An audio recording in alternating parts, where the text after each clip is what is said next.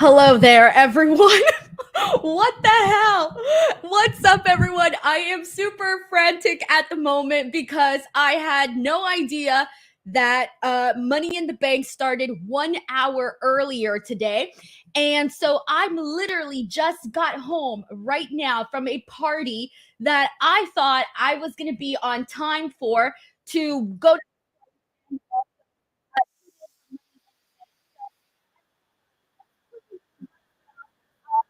Me a second.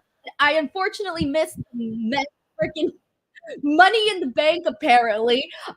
So I will have to probably watch that afterwards before the actual post show. So, anyways, hey there, everyone. This is probably my most wild watch along ever. Can you guys let me know? Can you guys let me know if you can hear the audio, by the way? And hold on, guys. I'm like dying right now. This is so fucking hilarious. Um, all right. Can people hold on? You guys can hear me, but you guys can't hear the actual stream, can you? Can you guys let me know if you can hear the actual stream from WWE? Because I'm not trying to get copyrighted from them. So just let me know. Okay, and thanks to Reg. So get this, guys. I got this text message from Reg, and Reg was like, he was like, Denise, the men's ladder match just finished. And he was like, I've been watching since 2:30. He's on the pre-show already started. And I legitimately had no idea. So thank you to everybody who's clarifying that they could only hear my actual stream. So let me know in the chat how was the men's Money in the Bank, since I missed it and I'm gonna have to watch it afterwards. Oh, this is too funny. Anyways, Sami Zayn and Bron Breakker are about to start, so I feel like this match feels pretty straightforward in terms of what the hell is going to happen. But how was the men's Money in the Bank, everyone? Was it good? Let me know the details because I don't know anything. All I know is that Drew won. Oh my god, I'm laughing so hard. This is the silliest thing that's ever happened to me. Also, thank you so much to DRD 316, who became a brand new member of the DWO. Don says, take a break, Denise. Breath. It's okay. We are here for you. Thank you so much, guys. So just a heads up, I completely forgot that the show was in Canada. And so usually usually pay-per-views start at 5 o'clock. And so I thought, oh, okay, cool. I'm going to a birthday party at 3. And so I got to the birthday party at 3 and I was thinking, oh, well, I'll leave at 4:15 and I'll be home in 20 minutes and I'll be home by 4:45 to watch the pay-per-view at 5 o'clock, without realizing that because it's freaking Canada, 4 o'clock, it's time change, whatever. I don't know. The point is that that's why I was absolutely late. All right. This is too funny. Also, I can't believe Drew McIntyre won, guys. So no CM Punk here tonight then. Because I was expecting CM Punk at some point. So we'll see. George Rosa says these 2-hour pre-shows are not it. Did they do another 2-hour pre-show? Did they even have matches on the pre-show? Man, what is happening here, guys? What is happening? Also, thank you so much to Infamous Raider Loco, who says our DWO leader maiden where the kindergarten snacks at men's match was great. Glad you got the page we sent you. You had to go old school. So yeah, I literally just came from a birthday party. That's why I'm so sweaty and wet, because it's ridiculously hot outside. And so what do you call it? It was like those jumpers with the pool and all of that. And so I was playing with the kids. I was playing with the kids with the water balloons and all of this stuff. And so that's why my hair is all messed up and I'm sweaty, because I was at a kid's birthday party. Anyway, this match finally got started. Yay. Thank you so much to Steven, who says, welcome Denise to the DWO watch along. We love you. Worst watch along ever already, guys. I can't help it. It happens here. Chris Robinson says no disrespect to the Canadians in here. No, I love the Canadians, man. I just completely forgot about time zones and things like that. This match is going to be good, man. I'm expecting this match with Bron and Sami to be really damn good. We got Taylor Cannon here who says, Drew said he's going to cash in tonight. I think CM Punk cost him then. Okay. That's a pretty interesting thing to know right there. Will we see CM Punk?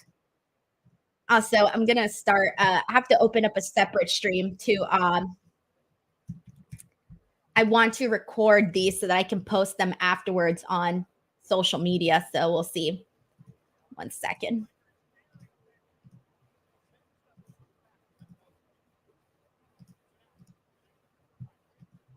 All right. All right, cool. What a day. Let's see. I can't wait to see this. This is looking good so far with Bron and Sami. Taylor Cannon sends in a super chat. Oh, I already read that one. Sorry, my bad.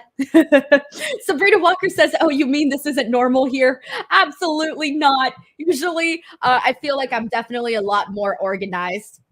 Joseph Ramos wants to know what my shirt says. It says, Wrestle effing Mania. There's a Wrestle effing Mania t-shirt.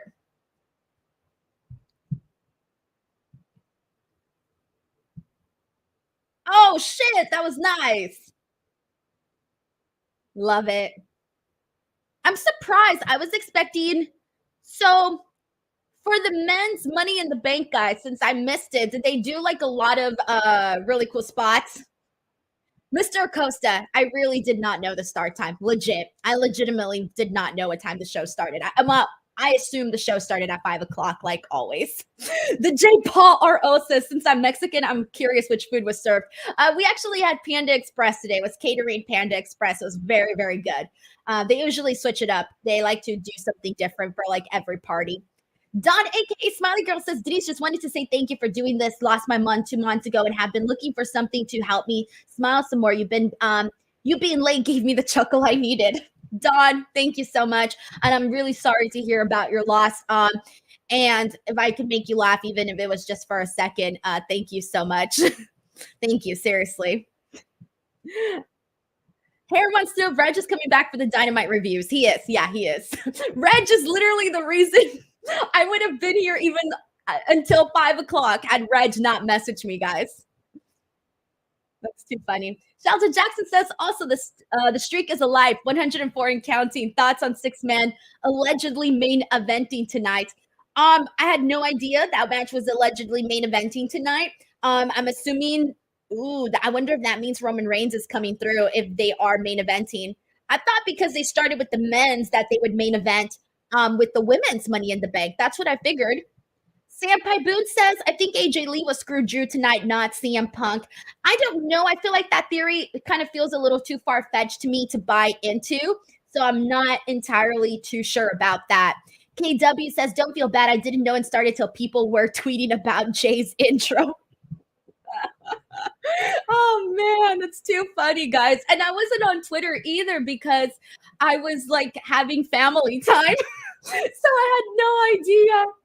Oh my God, it's too funny. Thank you so much, KW, Sam Boone, and Sheldon for those recent super chats. I appreciate you guys. Everyone's making fun of me on Twitter, guys.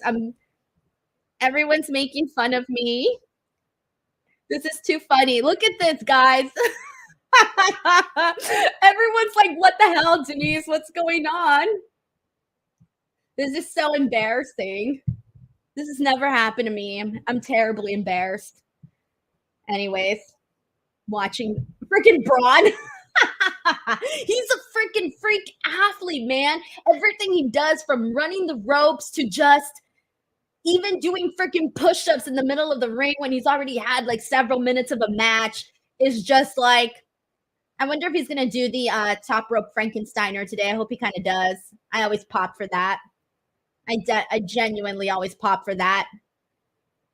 For those of you guys asking, by the way, I cannot show the WWE screen on here, guys, because they will sue my butt for copyright purposes, especially on YouTube. So I can't actually show the stream here. So nice.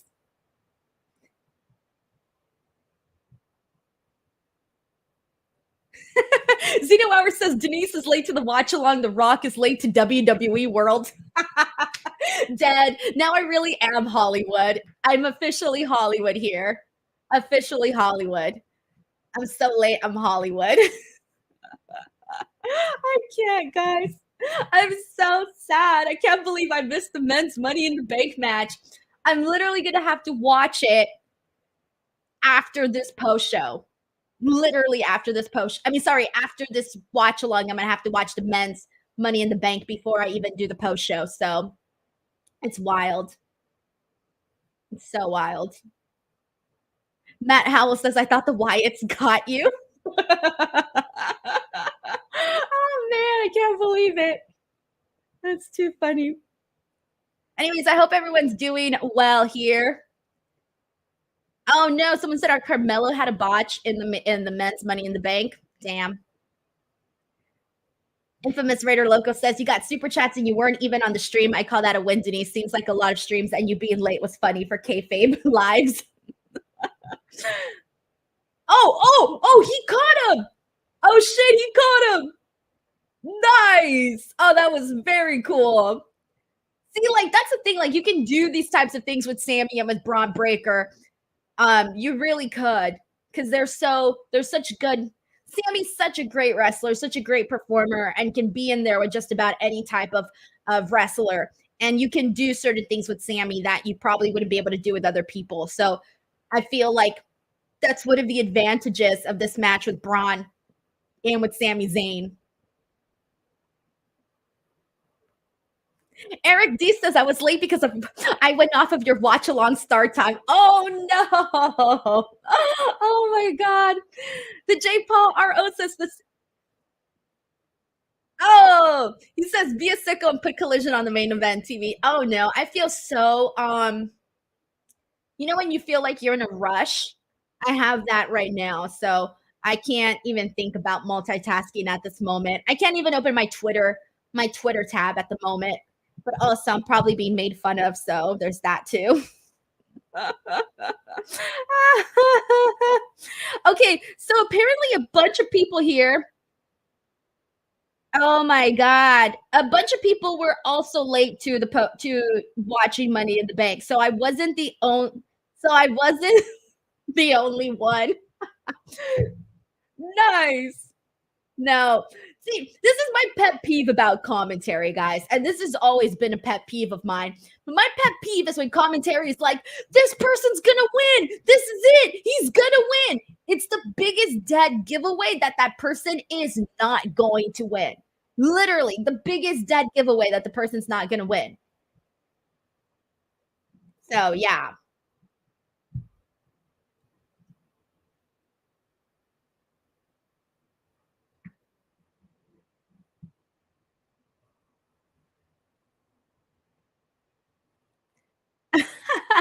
Steven says, I thought you were saving your voice. Nope, definitely not.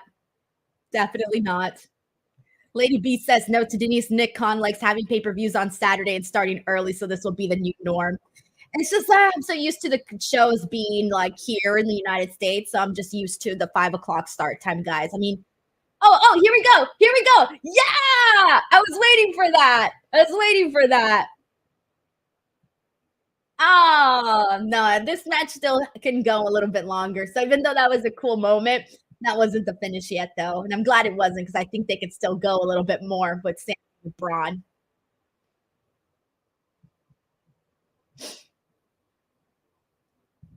I love how everybody's reminding me of the NXT Heatwave times. Oh, man. That's funny. Oh, man.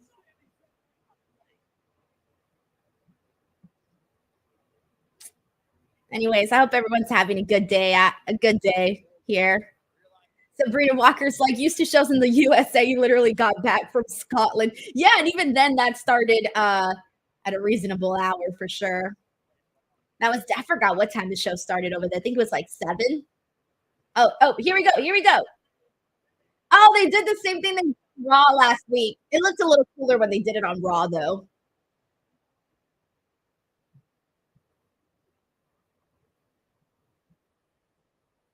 Yeah. God. God. Those are very cool spots, man. All right. So let's see. Let me know how everyone's doing here today on the chat, by the way. If you're new, this is your first time here, please introduce yourself. I love to meet people all the time. So just, I've seen a lot of new names on here.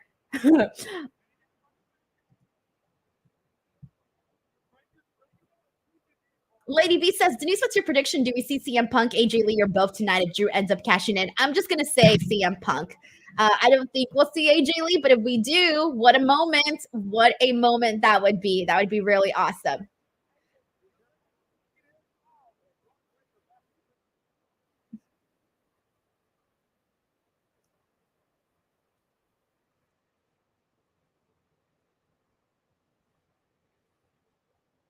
Oh, damn. See, the Exploder looks extra cool because Braun Breaker is so big.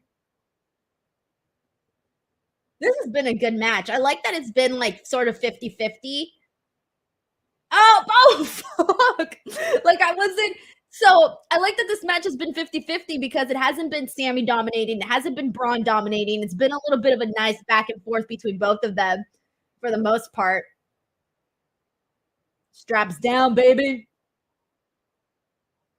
Ooh, what's he got planned? Spear? Let's see, what has he got planned? Damn. He did like a full turn on that. It's so funny. Joseph Cook says the real question is, do we ever get to see Larry? Oh, damn, this can't be it. What? What? Bron didn't win? I thought this was the easiest prediction of the night. What? I'm wrong on all of my predictions so far. What? I really thought Bron Breaker was winning here tonight. This is nuts. What? Oh my God. I got to be honest with you guys. I didn't see this one coming. I legitimately thought that it was a clear-cut answer that we were going to see Bron Breakker win the Intercontinental Championship. I cannot believe it. Hey, I mean, I know they're in Canada, but still, I just really thought that Bron Breakker was taking this one and just seemed like the natural progression for him. I can't believe it. Let's see everybody's reactions here. We got boo, surprise, ole. That's a shocker. That's funny. Oh my God. Someone DJ says bullshit, bro. Wow. Oh my God. I don't know. Okay, I got to tweet really quickly, guys. Oh man.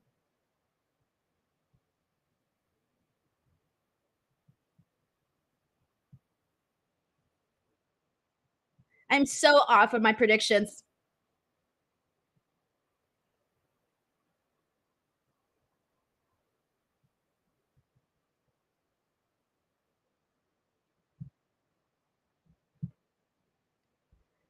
Well, the good thing about this now, guys, is that this story here can now continue maybe a little bit more, you know?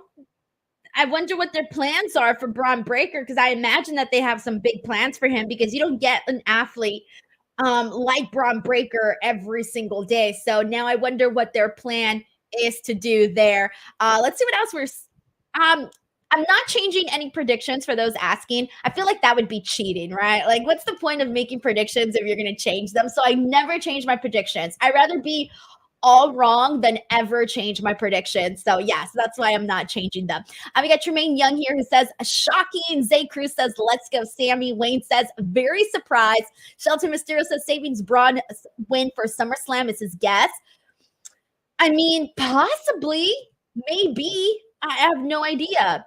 Now D says he'll probably win the rematch. Possibly. I mean, it's Sami Zayn. So, you know, they weren't going to just God, I just can't believe it. I'm kind of stuck on that for a second. The J Paul RO says, now I know how Double J fans felt on Wednesday. But that was totally different, though. It was different because everybody knew that Jeff Jarrett wasn't going to go to All In to face Swerve for the AEW World Championship. It was kind of far fetched, you know. So as much as I was also, you know, heartfelt. Hey, what is this? Wait, what is this? What's this a commercial for?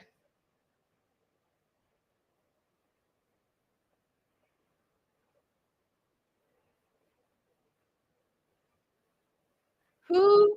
October 5th. What's October 5th? Atlanta. October 5th, Atlanta. Return of a classic. Oh, Bad Blood. Oh, yeah, that's right. That's right. I knew that. Okay. October 5th, Atlanta, Bad Blood. In Cody's. All right. Lady B, thank you so much for becoming a brand new member of the DWO. I appreciate that, man. We got Stephen Marchulli who says like Sami, but don't like it. Bron, the future. Look, they can definitely go with a longer story and it can turn into something really special with Sami and Bron. Plus, on the bright side here, if Sami would have lost the Intercontinental Championship, what were they going to do with him next? You know, what was going to be like the next thing for him? I don't know. I don't really have an answer for you. So at least now with Sami retaining this title, it sort of feels like they can tell a longer story here with him and Braun Breaker. And I do hope that's what they eventually end up doing. All right, let's see what other people are saying here about all of this. We got a lot of people with a different reaction here. I feel like some people are digging the idea of Braun winning, and some people are a little bit disappointed. But that's the way it always is, right? I'm actually just shocked. I can't believe it's funny because I felt like all of the matches, I struggled a little bit with some of my predictions for all of the matches, except for Braun Breaker versus Sami Zayn. Like that was the one that I was so confident in.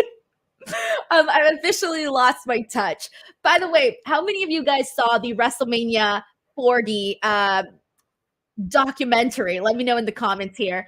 How many of you guys have seen the documentary? Because I didn't really feel like we learned really anything new, that we kind of already knew everything that they said in the documentary, but I did like to see like all of the footage from like the footage that we hadn't seen before, right? Like them preparing, the way that they came up with the entrance, little things like that, finding the Rock's mark. I also love the Rock memes that came out of the documentary too, where he's kind of taking credit for like everything. It's pretty hilarious, actually. Okay, it seems like a lot of people here definitely watched it. Yeah, a lot of people enjoyed it. Good. Melissa Capello asked if I've ever been to Toronto. Yes, I was in Toronto for Forbidden Door, I believe. Was it Forbidden Door? I think I was in Toronto for Forbidden Door. Yeah. And last year, I believe. And I got to go to Niagara Falls. I went to Niagara Falls. I remember that. That was very fun. That was my favorite thing that I did in Toronto. I had the best time in Niagara Falls. I kind of want to go back again because I really liked going on the little boat ride where all the water comes down on you. And it's pretty exhilarating. So if any of you guys have ever wanted to go to Niagara Falls or considered going to Niagara Falls, I would recommend it. You don't have to be there for long, like a day, and you can enjoy yourselves, because I didn't really think there was that much to do in Toronto. At least not much that I could do with the time that I was there. So I primarily just went to Niagara Falls and just did a little bit of sightseeing on the way to Niagara Falls. J. Paul RO says, why was Triple H in the middle of the thumbnail? It's funny because I saw a lot of people questioning that as well, but it felt like Triple H was a huge portion of the documentary because it was all about this being his era, the first WrestleMania under the Triple H banner, right? With him fully running things, right? And so I feel like that's probably why they put Triple H at the center of the poster of the documentary. You know, I think that's probably it. But of course, you could have gone with Cody. I mean, you could have kind of gone with anybody. You could have gone with Cody. You could have gone with Rock. You could have gone with Roman. So I know some people were pointing that out, but I get why they did it. I really, really do get why they did it. We got Eric here who says he enjoys Niagara Falls. Yeah, same. Same. I agree. Uh, Joseph Cook says, "Do you mean the documentary where Rock wants us to believe that he came up with everything?" My favorite thing about the documentary is that The Rock was both the villain and the hero. He was the villain because he came in and he saw an opportunity to change the main event, right? And he talks about that. They talk about that in the documentary. And by the way, they're showing the preview right now of the documentary. That's why I'm talking about this. He's talking about how there was an opportunity there to do something there with him and Roman Reigns, and they just took it, even though they were simultaneously telling the story with Cody and with Roman, right? We all knew, we were watching the programming. And then in the end, he says, after everything, I decided, I told them to basically do Cody versus Roman Reigns instead. But really, a lot of it was because, of course, the fans and the fan outrage with that was the story we were following, and then they just changed things. Trish Stratus looks phenomenal, by the way, guys. And I got to let me hear what she says. Actually,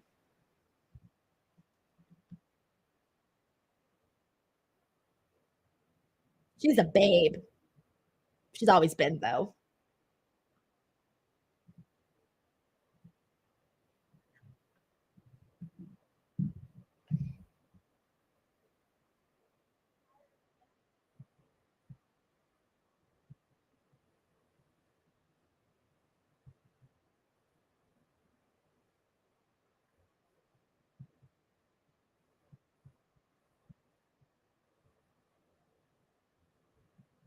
Oh, where's she going with this?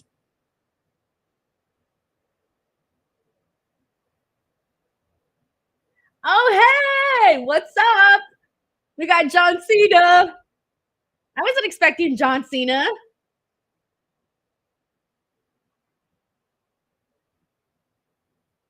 Oh, that's a treat for the crowd. It's a real treat for the crowd. John Cena sucks.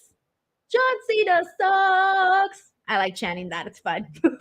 Even though I like John Cena, I like chanting John Cena sucks. It's just fun to chant shit. That's the thing about pro wrestling fans, guys. We love to chant shit, all right?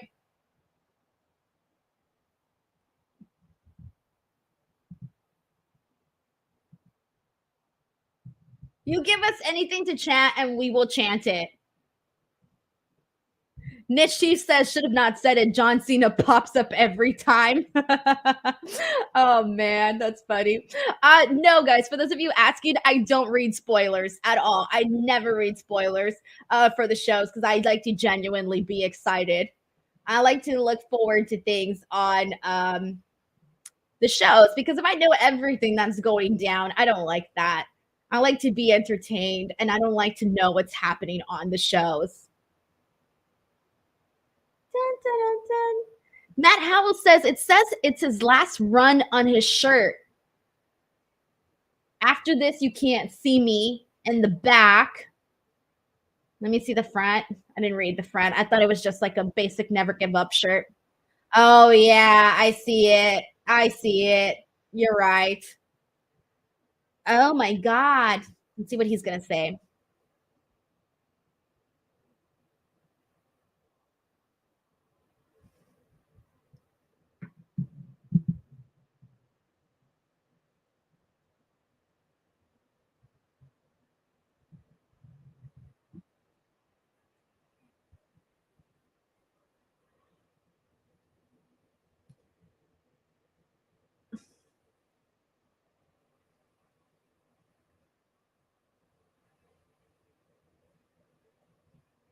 Why is he here?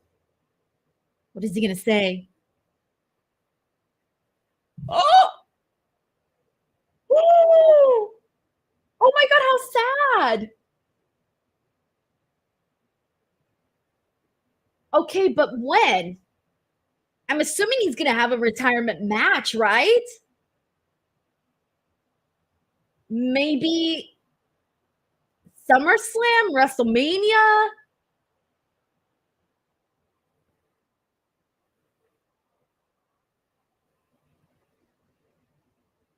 I mean, we knew time.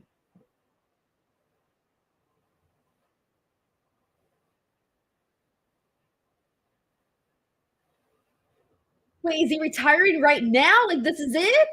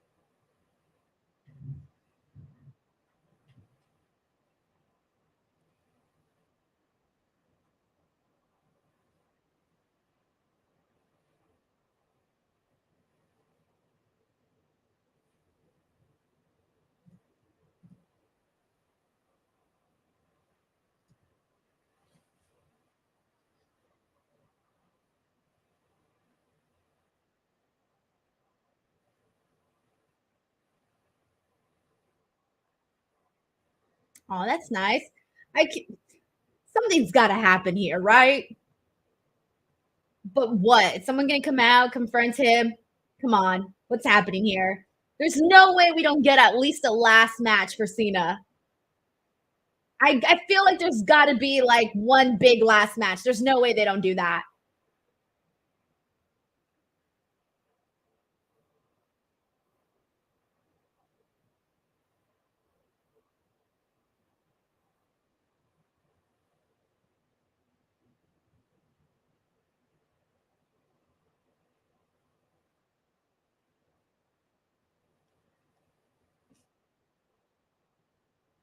That's why.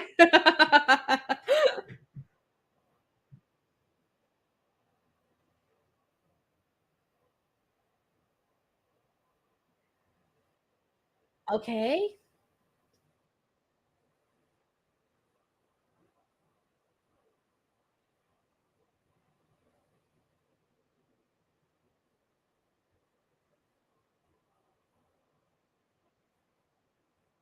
Okay, so he's gonna be there at Raw after Netflix. So does that mean that's when they're gonna do the last match?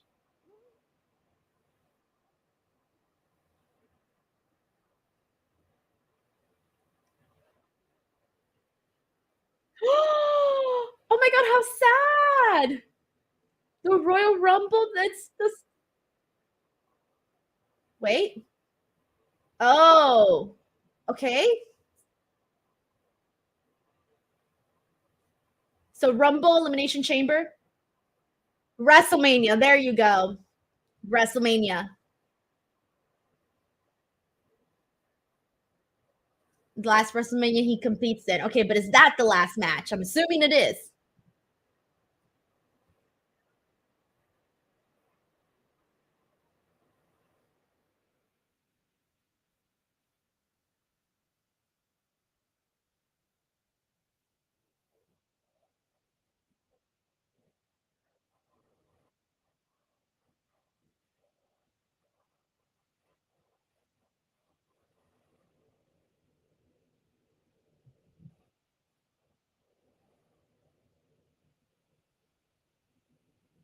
Damn. So WrestleMania 41 is looking like that's going to be John Cena's last match. So it's looking from the sounds of it that he's going to have three more matches, or at least for sure. He said he was going to be there at Rumble. He said he was going to be there at Elimination Chamber. And then I'm assuming then that's it. WrestleMania is the last one.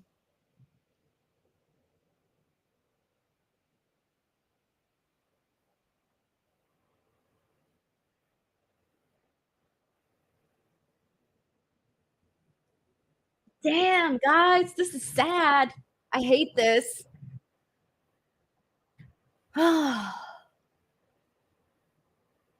Father time, guys. It gets us all. It gets us all.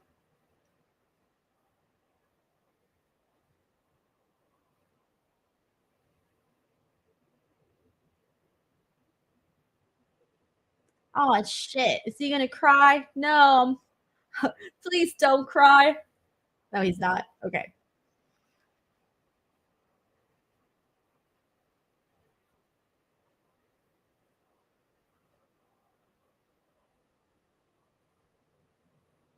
All right, all right. Now D says, who retires John Cena? God, I don't know. I don't know who. If anybody has any predictions, please let them know here.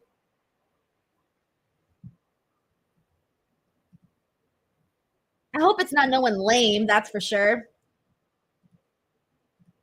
Oh my God. Oh my God, guys. All right. So John Cena is retiring officially next year at WrestleMania 41 in Las Vegas. And that is huge news because I swear every single time John Cena does any sort of interview, he is always being asked, when is he going to be done? When is he officially retiring? Of course, he is. He hasn't fully. He's been coming in to have a match every year. He's 47 years old right now as we speak. So of course, once you get older, that's it. And you don't want to keep going for so long, especially you don't want to hurt your body and all of that. And he's got a million projects that he's doing. He's all Hollywood now as well. So this is one of those things where I 100% get why he's going to be done with wrestling. But it is really sad because a lot of us here, we grew up with John Cena. I mean, please let me know in the chat here how many of you guys grew up watching John Cena, because I know I did. I would go to the shows. Actually, I would boo the hell out of John Cena because I was those people that was anti John Cena and didn't appreciate him until he was gone. I was one of those, and I know there's plenty of you out there. I know I'm not the only one, but God, I used to go to the shows. I remember when he was still on house shows where he would come do the house show loop and we would see shows here like in freaking Bakersfield. Cause yeah, they used to do shows in Bakersfield and I would go to those Bakersfield shows and see John Cena there. And man, I mean, oh, it's sad because seeing wrestlers that you grew up with retire it's depressing because you're like, shit, if they got old, so did I. And so did all of us. And it's just different times and time just flies by so freaking fast. And pretty soon the wrestlers that we're seeing right now wrestle, we're gonna end up seeing retiring in just a couple of years. So it's always sad when you see the wrestlers that you grew up watching wrap it up and whatnot. And at least on the bright side, though, if you think about it, on the bright side here, John Cena gets to basically call it on his own terms. It's on his own terms here. He is retiring when he wants to retire. Not a lot of people have that option. Not a lot of people have that luxury. For example, Triple H. Triple H, due to the health issues, he didn't have the opportunity to have a last match. He didn't have an opportunity to do a big celebration where it's your last and final match. Not everybody gets lucky that way. So in a way, it's sad, of course, to see your favorite wrestlers retire, but at the same time, it's good that it's on his own terms and that he's going to have a big moment and a big send off to, appreciate a little bit more. So on the bright side, thank you, John Cena, for everything he did for the business, all of the Make-A-Wish stuff that he did. I mean, God, so much. And now he's gonna, continue on in what he's doing, I'm assuming, in the world of Hollywood. So damn, I know, guys, it's kind of a lot here, but I don't know who retires John Cena though. Let's see what people are saying here and how everybody feels. About this. Michael Rodriguez says, us 30 years old are fielding old AF seeing John Cena announce his last matches. I know. Oh my God.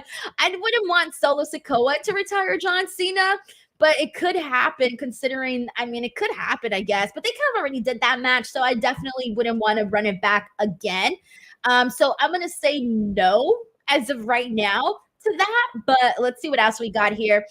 More people sort of suggesting that it should be a Bloodline member. David Hall says Wyatt Six should retire John Cena. Oh man, that would be terrible. That would be terrible. All right, Dark Steven says I believe it will be Braun Breaker or Gunther. David Hall says don't keep on going like Ric Flair. I mean, he's had like how many last matches? Look, in my opinion, because Ric Flair just kept going. I know he had his last match, pay-per-view, and all of that. But in my mind, to me, his last official match, not his last official match, but the match I like to consider Ric Flair's last match was the one against Shawn Michaels at WrestleMania, because that was just a great moment, and I don't feel like you can top that. So everything after that, I'm just going to pretend I never saw it. I'm going to pretend I never saw it, never heard of it. To me, that was the last match, and that's that, right? But yeah, you don't want to keep going, or you don't want to keep like promoting your last match and then it's not your last match, because that could kind of get, that can get a little irritating, but hey, it is what it is, right? Let's see what we got here. Everybody's asking if they get WrestleMania tickets. I feel like WrestleMania tickets just got a lot hotter with that announcement for sure. All right, so we got people saying, this is Hope076 who says, I think Randy should retire him. We got Joseph Cook here says it's got to be Orton or The Rock. Tiger Claw Gaming says, Denise, 90% of the wrestlers I grew up with are dead, so retiring is actually a bonus. Oh my God, I know. You guys know I've been watching old SummerSlams, and it is so sad whenever I'm watching a match and I just think to myself, like, either half the people in this match are dead, all of them are dead, or only one person on the show is still active, or whatever the situation is, right? And that really sucks, because you're just like, damn, It really, really sucks. But so, yeah, you're right. You're right. Seeing people retire, again, like I said, it's lucky that they get to retire on their own terms. And John Cena retiring on his own terms is very freaking lucky. All right, let's see what else we got here. Lady B says John Cena, Randy Orton. Michael Rodriguez says, what about Logan Paul? I don't know if I'd want to give Logan Paul that moment to retire John Cena. I think that should be like one of the see, it's interesting, because that should be a question in the press conference, but at the same time, they're not going to give that spoiler away, because when that happens, you want it to be something that I don't know, they're not going to just like say outright, oh, this is the person that I'm going to have this last match with. So I imagine when he does get asked that question, that he might give a couple of names. Or who knows, maybe he won't beat around the bush and actually give us one straight name. But I can't imagine that they will just say a straight name. I think it'll take us a second to like figure out who that might be. All right, we got a lot of people sharing a lot of love for John Cena here. This is Andrew Knox. Andre Knox here says it should be AJ Styles to retire John Cena, as they are both on their way out of the business. I would actually love that. I would love that if it was AJ Styles and John Cena. I think that would be kind of cool. And you know that it would be such a great match as well. So I would not hate that as well. We got a lot of people also suggesting Gunther. I wouldn't hate Gunther. I think Gunther would be an awesome one, because it would do so freaking much. It would do so freaking much for Gunther. It really, really would. But again, I don't know. Nighttish says he just registered for the pre-sale. I don't care about the money. This is a legit once in a lifetime WrestleMania. That's the thing, guys. Like, the best part about, if you can go to a WrestleMania, this is the one to go to. One, because of John Cena, but two, it's in Las Vegas. It's also, I like going to WrestleManias where you also get an experience in the city that you're going to. And so if you've never been to Vegas, that could kind of be an added little extra thing. But yeah, now that this is John Cena's last match, the value just skyrocketed a whole lot. That's for sure, guys. That is definitely for sure. Let's see. See what else we got here. This is from Late Royalty. It says Cena will probably have his last matches in SummerSlam, Survivor Series, Royal Rumble, Elimination Chamber, and WrestleMania. I feel like she should have old and new, his best rivals. Right, exactly. So he did mention Rumble, Elimination Chamber, and WrestleMania. So that's 3 matches for sure already, with the last one being the biggest one, of course. And I don't know if he's going to do anything this year, because he's still got 6 months this year. You never know. Maybe he'll do something there. Who the hell knows? Now it's just a matter of getting whatever bucket list items I guess he might want. Also, the World Heavyweight Championship match just started, or is about to start. Seth Rollins just came out, so that's where we're at right now. Let's see what else we got here. Nick Blue says, don't come to Vegas now. It's 115 degrees. Oh, God, I don't know how you do it. Right now, for me, it's 83 degrees, which is not bad, but it feels worse outside. than what it's saying. It feels like at least 90 outside, but it's only 83 degrees. And I know because I was just outside right now. We got Stephen Marchulli who says, some way Cena versus Cody. I'd be here for that, man. I would be here for that. All right, guys, let me send out a quick tweet.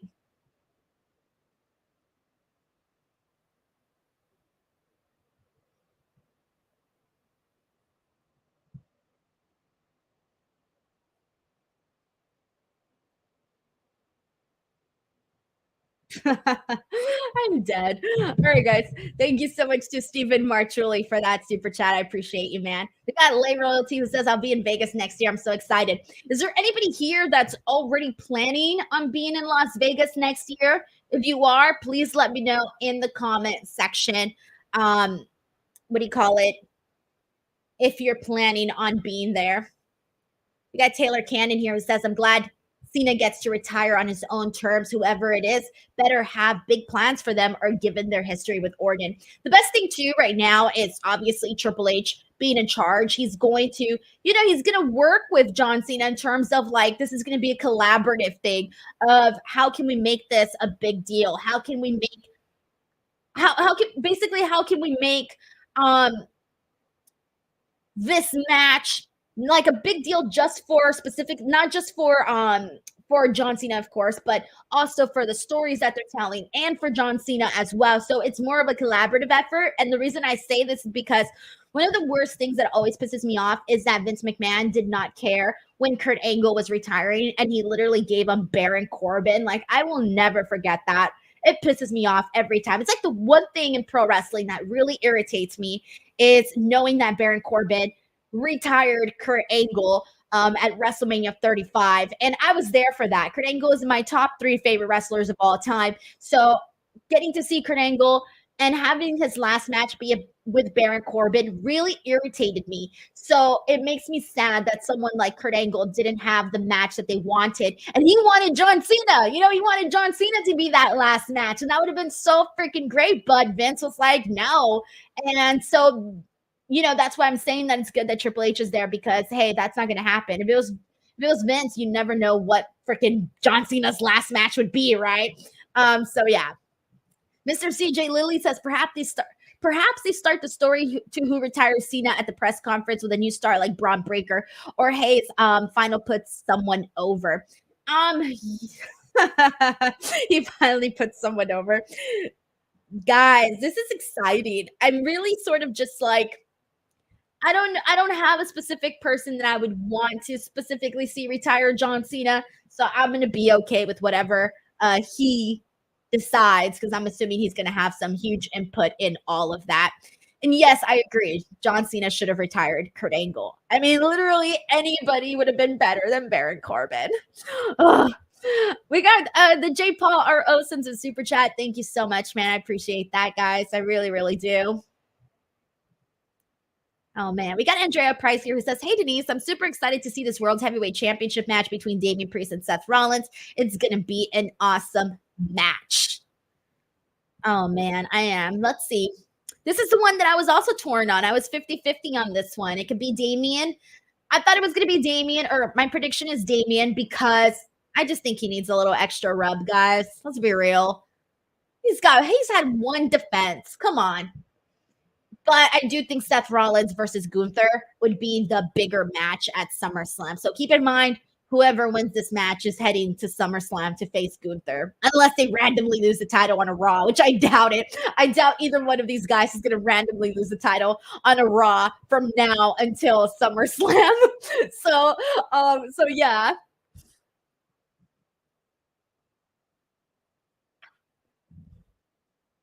Oh, shit. I kind of forgot that was Rollins' first. Oh, wait.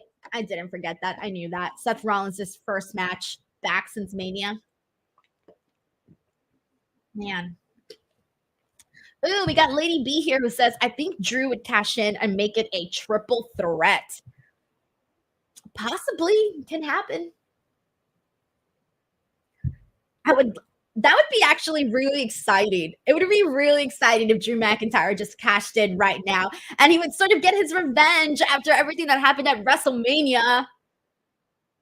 I would be excited if he had a successful cash in today. But then here's the thing, though.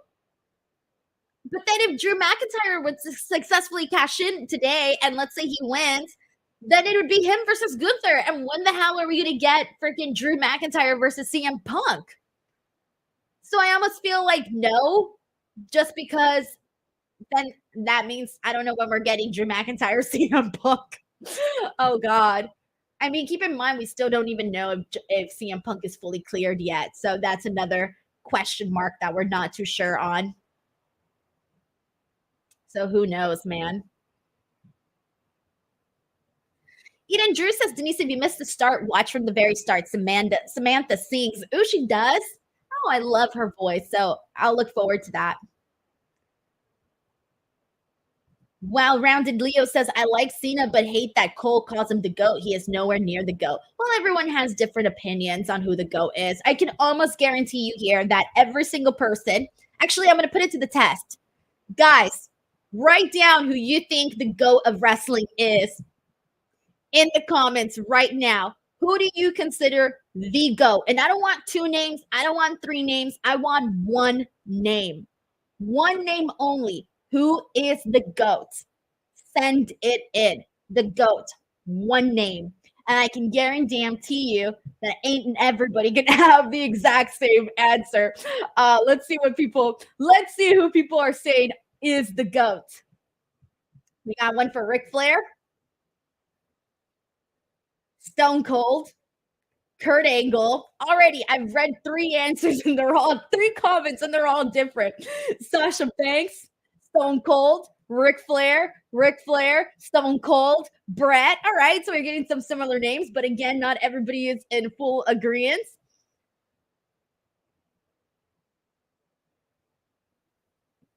Yeah, Rollins is very good. He's very good. All right.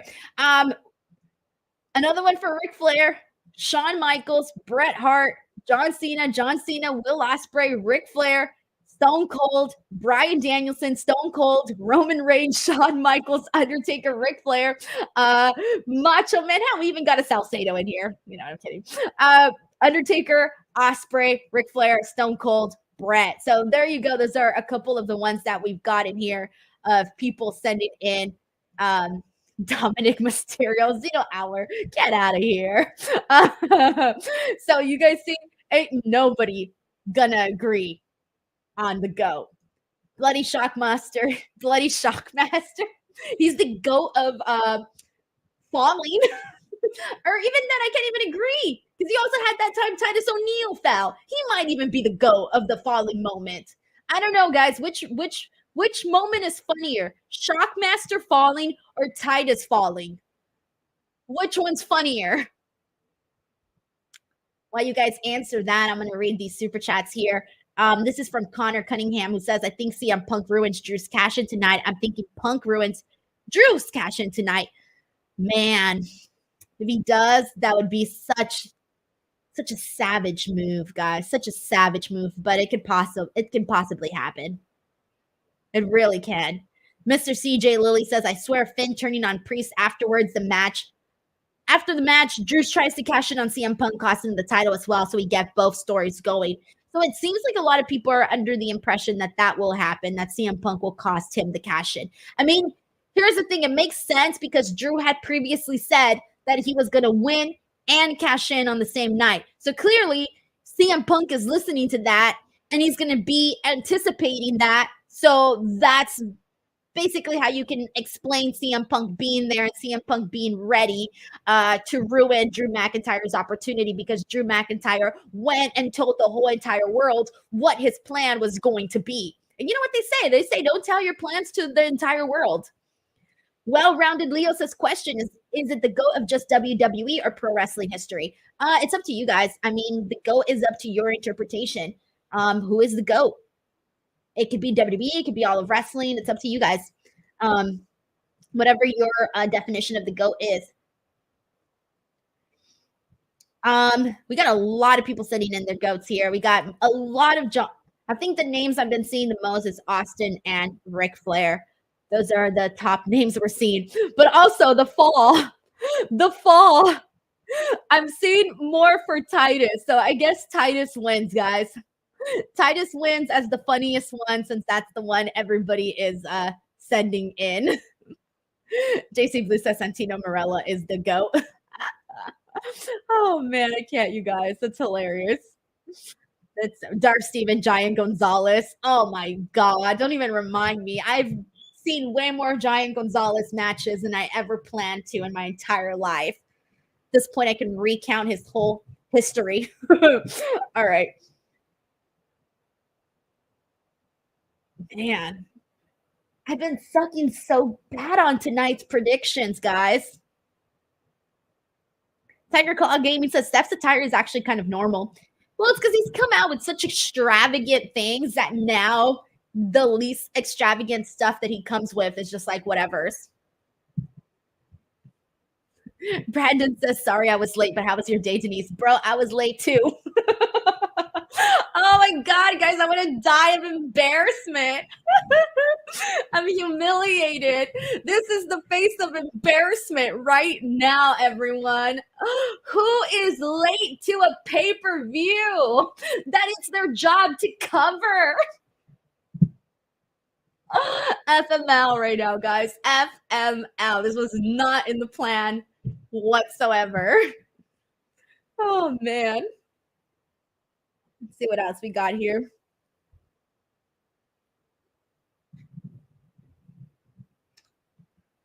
Whew. This match has been okay so far. Pretty okay. We're sort of waiting it to kick into another gear, but it's been fine. Ooh, and Damian Priest being really disrespectful with that. I love it. I love when we see guys just like punch the hell out of each other. I love that. Come on. Punch him harder. Ooh. I like a good bitch slap too. Oh, they both kind of went for yikes. Infamous Ritter Loco says, who's the GOAT? What's the GOAT team? Team Danuke or Team Cali? Oh, I got to go with the California connection, guys. It's been so long since Team Danuke has been a thing. I know. Actually, I got a message from Luke Owen on 4th of July. He's hilarious. Really miss Luke. I miss our Friday shows because that's the thing. Like, you only talk to people when you do shows. And then after you stop doing shows with them, it's harder to stay in touch. So I'm going to have to go with the Cali connection because that's the one that I'm used to now. Is that it? Oh, okay, good. I'm mostly almost rooting for Damian Priest now just so that I can get one prediction right today. I'm starting to think I'm going to get them all wrong, and that's really embarrassing too. Don says, are you going to do a watch along for Heatwave tomorrow night? I'm laughing because now I'm going to make sure to check the time for every pay-per-view ever. I don't know if you guys want to do an NXT Heatwave watch along. Let me know in the comments. I almost feel like I have to just to make up for the hour that I missed today. Oh, I'm never going to get over this public humiliation. Joseph Boza says he's 1-1 in his predictions. Klein says, this is my first time I've ever been on a live watch along. I love it. Oh, thank you so much for joining. I'm happy that you picked me to tune in. So I appreciate it. I really, really do. I feel like I got to start doing more watch alongs because to be honest, I really wasn't sure like how people felt about them. And then I realized that a lot of people really like them and I should probably do them more because a lot of people tell me all the time that I should do more watch alongs. That's actually a comment that I get most of. And I also find it interesting too that whenever I tweet about a watch along, it gets way more hits than whenever I tweet about a podcast, which is crazy, but it is what it is.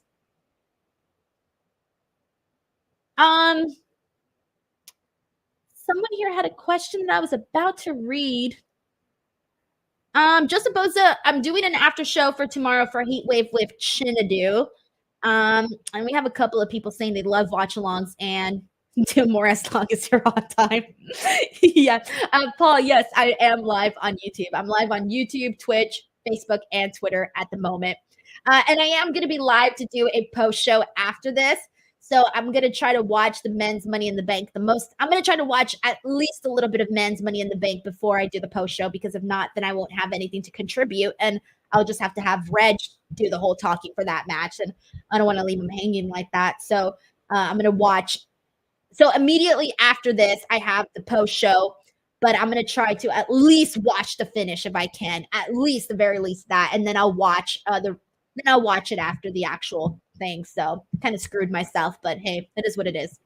Brian Watson says, I appreciate your work. Thank you so much, Brian. I swear to God, I'm not always late. I swear. Thank you so much for the super chat. I appreciate that, man.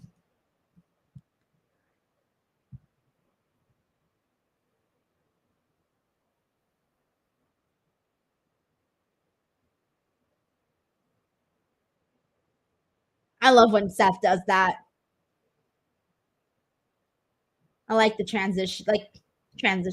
Oh. Is this it? Is this it? Oh, wait, that was a 3 count. No, it was a 2. I didn't see him lift his arm up. Replay. I didn't even see his arm go up. That was a freaking 3 count. Am I crazy? Did you guys see his arm go up? Replay. Here comes Drew. Did the referee mess things up? What? I'm so confused. All right, here comes Drew. Okay, everybody's confused too. Okay, good. I'm not the only one who's confused too. I guess there was some sort of maybe a botch because I did not see his arm go up. That was a freaking 3 count, but hey, whatever. All right, Drew McIntyre. Let's see. He's stomping his way over there. Bro, you're crazy, man. So, wait. So Seth did win? Because he's just going directly towards Seth. Where did Damian Priest go? Is he done? Oh, it's a triple threat match now. Okay. Where's Priest? Damian's ready. Okay, it's not looking too good right now. Come on, Drew. Come on, Drew. I'm rooting for you, man. Fudge, I don't think it's going to happen. Is it going to happen?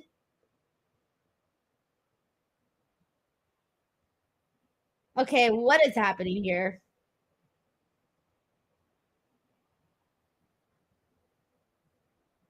Oh, oh God, this camera work. What are they doing? All right.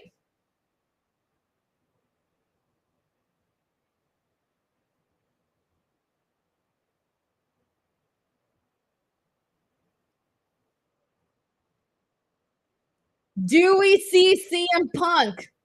Oh, I hear a pop. I hear a pop. There he is. There he is. There he is. Come on. We knew it. We knew it. Oh, he's going to mess things up for Drew. That's fucked up, bro. That's so mean. Ah, Drew needs to kick his ass, man. Once he needs to get his revenge on this man. Oh, he's gonna screw Drew again. How sad. Oh, I feel so bad for Drew. Even though we all knew it was happening, I still feel bad for him. I really do. Everyone's going crazy in the front row. Yikes. Oh my God. Okay, so now here's the question. Does Seth win the title, or does Damian retain? What happens now? Oh, Punk's eyeing the belt. All right. What now? Is he just going to leave with it? Is he going to hit someone with it?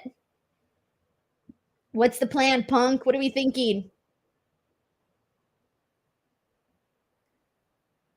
When did Drew get back in the ring? Bro, I didn't even see Drew get back in the ring. I thought he was still behind the barricade. Bro, this camera work has been all over the place. Oh my God. Oh, and he's going to pin Drew? Oh my God. Freaking Punk, man. Oh my God. Poor Drew. Poor Drew McIntyre, guys. I feel so bad for him. How many times has he been screwed now? WrestleMania, Clash at the Castle, Money in the Bank. This man has been screwed so many times. Come on. Oh my God.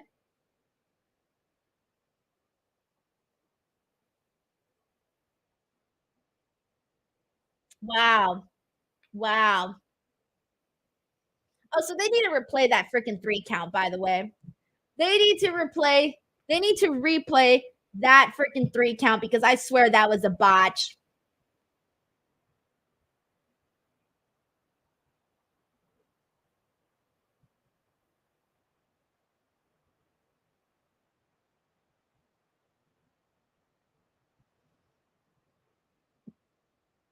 Damn. Drew, Seth, Priest. I can't believe it. I thought this was like overall pretty good. The thing that did throw me off was the freaking 3 count or the not 3 count, whatever it was. That was the only part. That part threw me off, and then also some of the camera work in this threw me off a little bit. But the idea was good. There was just some timing issues, I feel, in the execution of it all, though. But the idea was there. There was just some missed moments, but I think it kind of just got off to a bad start with that ref count. And who the hell knows what that was supposed to be here. But we'll see. But yeah, everybody's saying the exact same thing that I'm saying, that Seth Rollins got that 3 count. Yeah, so I don't know. Here's the thing, like either the ref or the priest or Damian Priest messed up. Like I feel that referees always have to count, like just count. You always have to count. If I feel if the wrestler messes up, it's on the wrestler, man. But I feel like the referee should always shoot count no matter what so that you don't mess things up. I feel like if the wrestler doesn't get his arm up, so be it. You're the referee. Your job's to count the 3 whether or not it happens. But that's always been my opinion when it comes to stuff like this because this happens all the time. And it sucks when it does happen. But I feel like the referee, no matter what, even if they know, they should just fucking keep counting. Just keep counting. And if the wrestler messes up, that's on them. But I think the referee should always keep counting. That's just my take on that. It makes it feel more real because if the ref stops, it's like, oops, it makes it more obvious, I think, that there was a botch. But anyways, oh boy, a lot to kind of take in from there. So Drew McIntyre has an unsuccessful cash-in on the same night. So that's it, guys. Men's Money in the Bank. We're not going to get a full month storyline or however long the way that we did with Damian Priest and other people. They got the women's Money in the Bank treatment today, where usually the women's Money in the Bank, for the most part, a lot of them have either cashed in the same night or the day after. So we got to see it for the men today, but an unsuccessful cash in for Drew McIntyre. But oh man, that was good. Honestly, that was good. Just some little minor mishaps, but other than that, it was fine. Oh God. All right, let's see what people are saying about all of this. Let's see. Send your thoughts in, everybody. David Waya says there's a reason why nobody announces the cash in advance, right? That's literally what we were talking about just a couple minutes ago. Was Drew McIntyre told CM Punk, told the entire world what he had planned, that he was going to cash in the same night. So all CM Punk had to do was watch and wait for his moment, and that's exactly what we ended up seeing just yet. We got the Dark Net who says this was horrendous. Priest is finished. Joseph Boza says the men's Money in the Bank was a waste. Nightish says wasted the briefcase. I think they could have used it slightly better. I get it. They used it for the sake of this storyline instead of necessarily getting a wrestler to sort of get over by having the Money in the Bank briefcase, right? Instead of making like a big star out of the Money in the Bank briefcase, they went with pushing the story instead. Hey, they had a good idea going. It just wasn't executed at a 10. It was maybe executed at like a 7 or an 8, but hey, it wasn't terrible. David Hall says it was Damian. He probably didn't hear one of the refs hand slamming down and probably thought he was at 1 instead of 2. Man, guys, what I hate that stuff. I hate when that happens. But hey, think about all of the things that people got to deal with this type of stuff.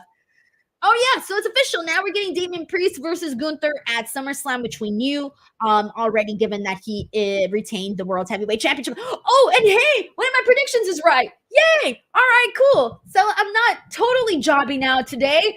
That's always a nice thing. All right. And let's see what else we got here. See what people are saying. Man, everyone's got a lot of different opinions on this. We got Andrew who says WWE is destroying CM Punk's career. Oh, I don't think so. JT says Seth technically can get his rematch because he told Damian, if you beat me, Damian didn't beat Seth, he beat Drew. Right. So I think it still counts though, because the point is he lost the match. So if he lost, then that meant he could no longer challenge for the World Heavyweight Championship as long as Damian Priest had the title. So I think it still counts. I'm assuming that he can't get a rematch for the World Heavyweight Championship against Damian Priest, specifically Damian Priest. He could wrestle Gunther for the title, but not Damian Priest. I think it still counts because he lost, because he still lost regardless. And then Shelton Mysterio, I do agree with you where he says the botch 3 count ruined the match. It ruined the ending, right? Because we were all like, what's happening? What happened? Alonzo R says, waste of a briefcase. Nick Blue says, I don't think it was a botch either. I think it was to set up Seth versus Punk. Nah, that looked like a botch for sure in terms of the referee stuff. LETDM says, such a good match. Shelton Mysterio says, this makes Drew look stupid. I know, but it kind of fits with the story and the character that they've been doing with Drew. So it makes kind of sense with how he's been kind of screwing himself, right? Because the whole thing is that Drew McIntyre is a hater, right? Like that's the storyline. And what do haters normally do? They tend to ruin things for themselves by being haters. And I think that's the story that's sort of the character and the story that they're pushing with Drew McIntyre here. So it almost, him getting screwed constantly is sort of his karma for being said hater. So it kind of makes sense.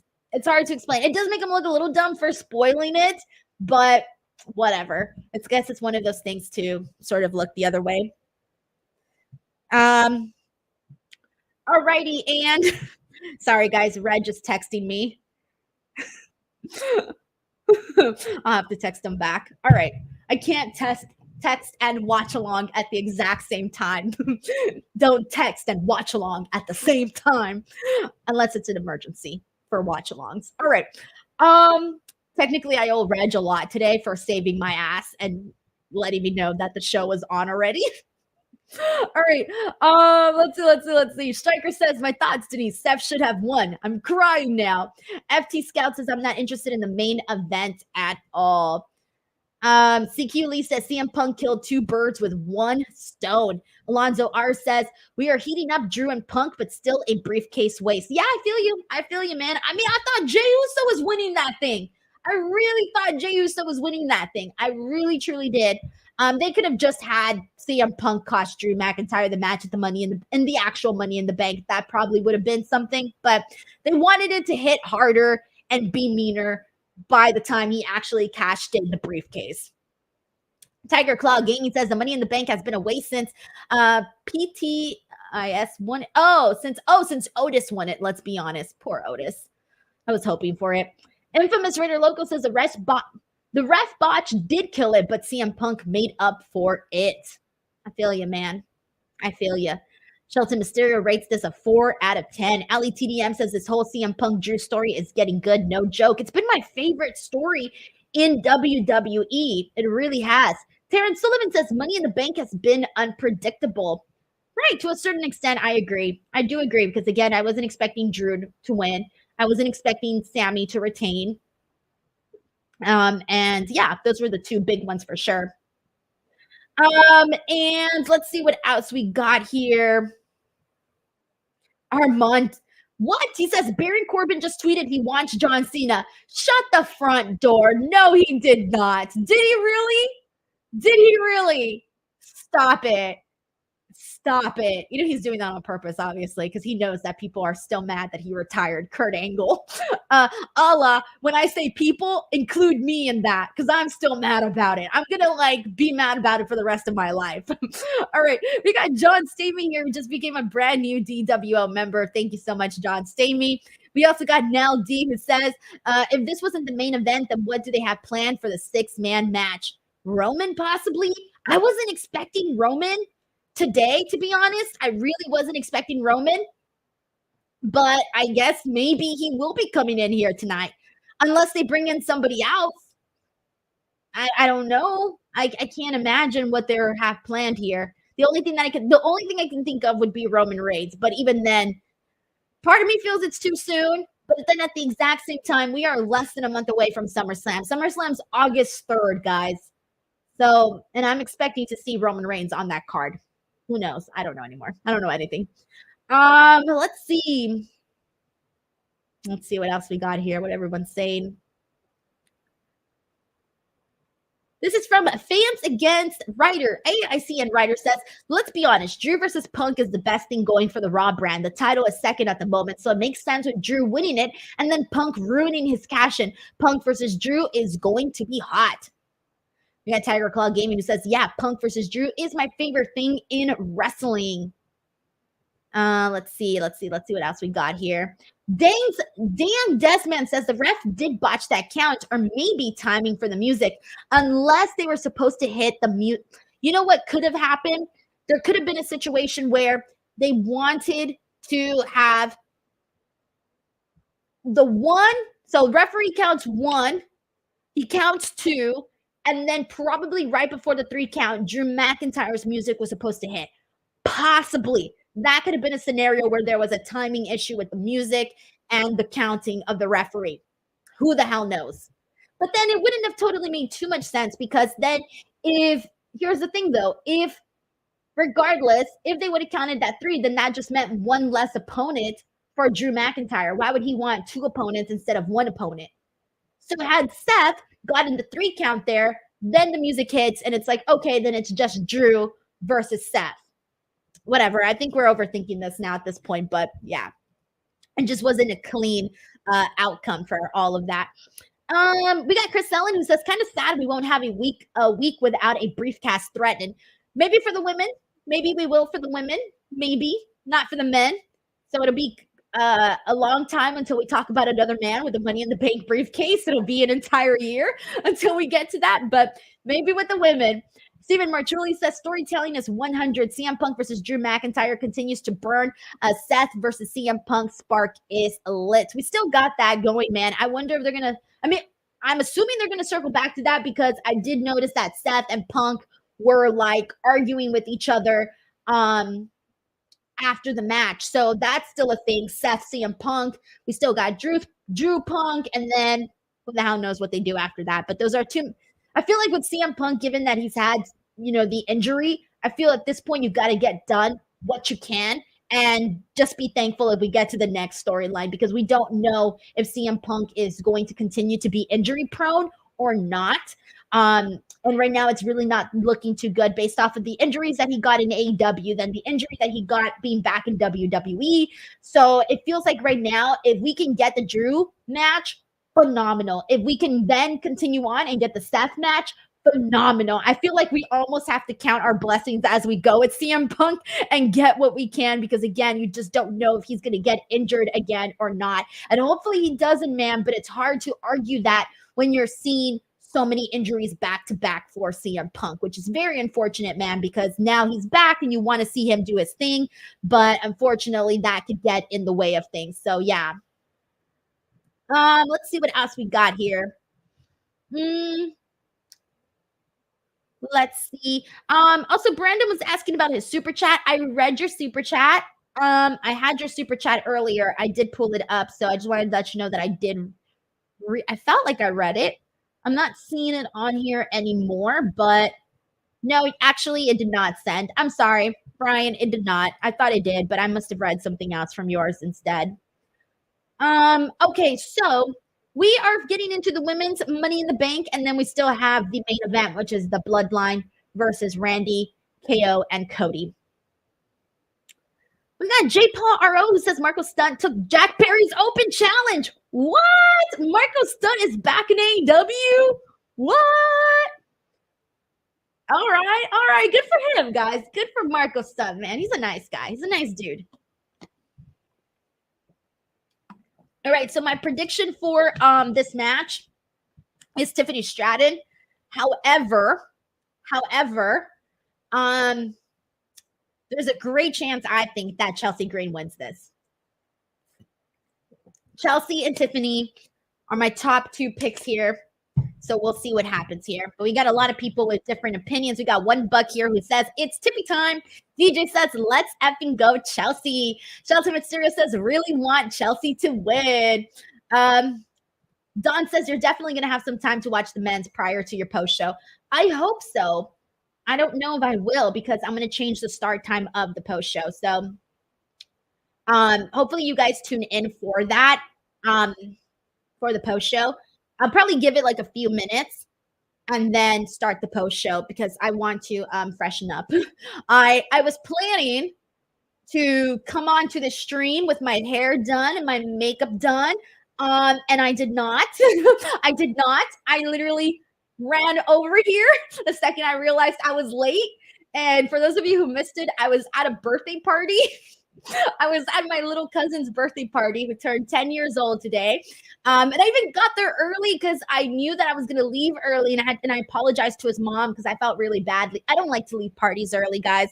I like to go and enjoy myself. And if someone invites me, I like to have a good time. And, it's just, I don't like to leave early. It's rude. But they knew that I had to work. And it was funny because I left and they were like, oh, yeah. They're like, go enjoy the show, blah, blah, blah.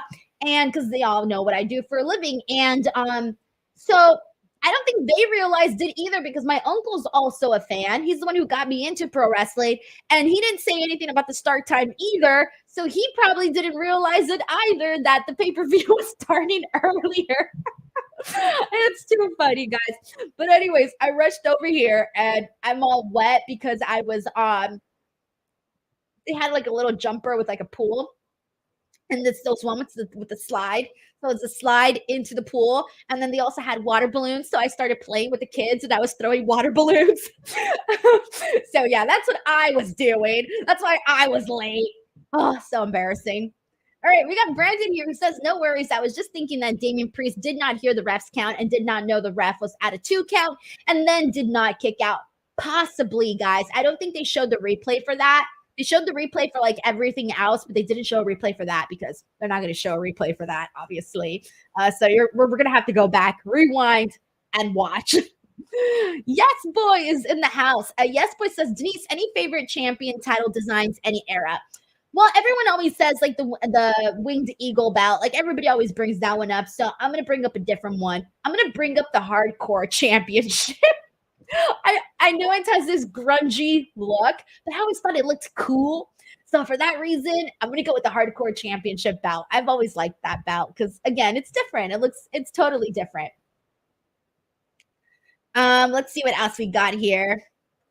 By the way, again, if you are new here to the channel, please subscribe. I'm constantly posting pro wrestling content.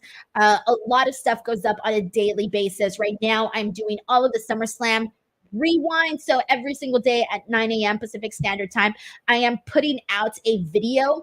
So yeah, check it out if you guys want. A lot of content is going up here on this channel. Lots of interviews.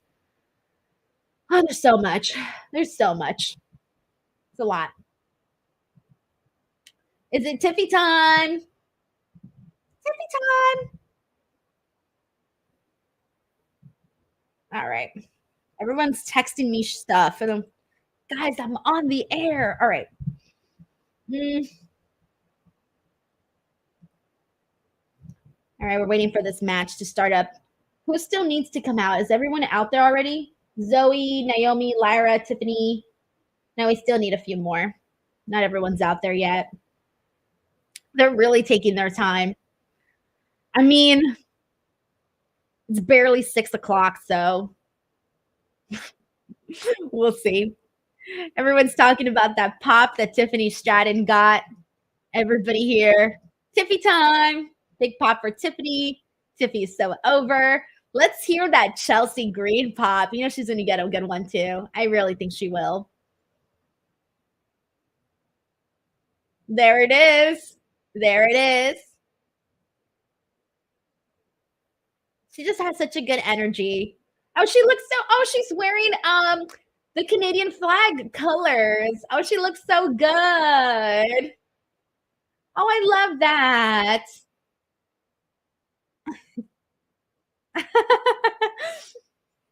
Oh, that is so cute. I really truly believe that she has the best ring gear style. Like her and Liv Morgan are my two favorites when it comes to gear. I really think they know what they're doing when it comes to how they get dressed and the things that they wear, especially Chelsea, because Chelsea kind of has a little bit more range in her style where she kind of goes and she tries all kinds of looks. But Liv Morgan, I love her style, but it's very specific, but it's still really, really nice. I love the way Liv Morgan dresses. But to me, Liv Morgan and Chelsea Green and Tiffany Stratton, actually, I shouldn't forget Tiffany. Tiffany also has really great gear. What I notice about Tiffany's gear is the details. The detailing in her designs are extraordinary. Like there is some good thought put into Tiffany Stratton's gear. So I feel like that's something to shout out for sure. All right, we got Io Sky coming out.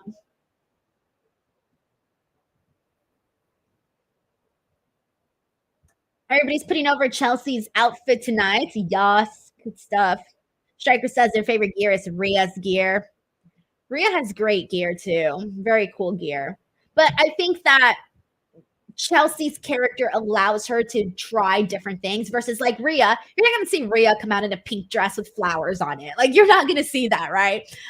Whereas Chelsea can kind of wear whatever she wants because she's Chelsea Green. Like she can come out and she can wear a freaking red dress one day and she can wear leather if she wants. She probably won't do like a black leather because that's Rhea's thing, but she could definitely do like something similar and get away with it, you know, if she wanted to. She tends to do like trendy, popular looks, and that's why it stands out. It's something different every time. Tiger Claw Gaming says Tiffany never misses with her attires. My favorite Tiffany Stratton gear is actually one that she wore back in her NXT days, and a lot of people probably won't remember it, but it was this white, it was white background with little different colors of pink hearts all over it. And it was the cutest thing I had ever seen. It was just the print of the white with the pink hearts. That was very nice. All right, here we go. It's time for this women's money in the bank. And keep an eye out on Naomi, guys. So keep an eye out on Naomi. She's always an MVP in these matches because she's very, very fucking Chelsea. Chelsea's really trying to get the briefcase without a ladder. Girl, you're going to have to freaking put a jetpack on yourself because that ain't going to happen. She looks like she doesn't know it.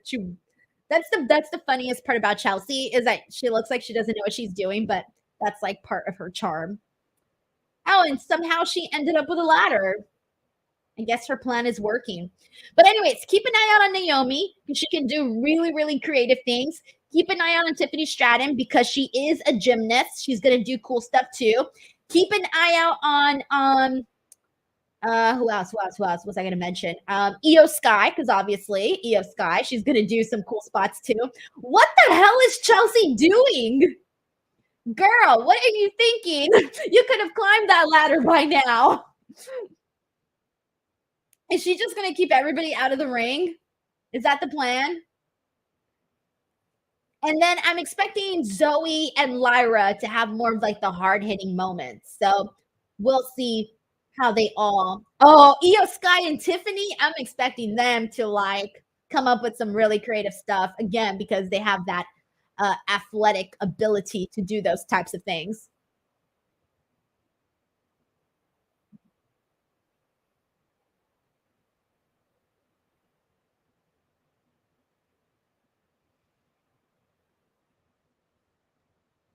Beautiful.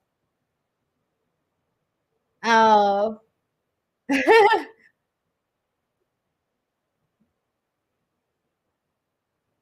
I don't know. I sense something cool is coming.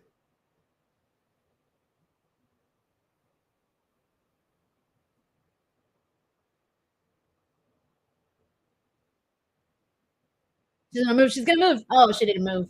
Damn, I thought she was gonna move. See what Lyra does.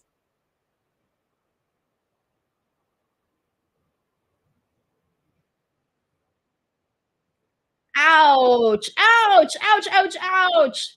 Dude, that ladder just fell back on her. She could not get out from underneath that ladder.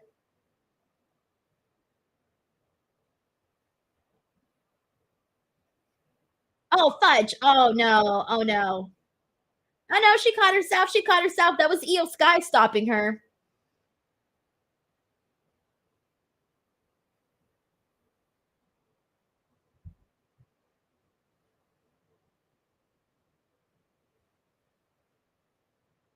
Oh, damn. That hurt my back.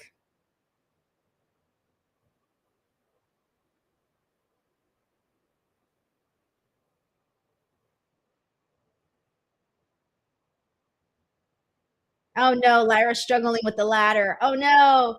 Oh, no. Oh, no. That could be very stressful. Do they not have ladders in Ireland? That's messed up.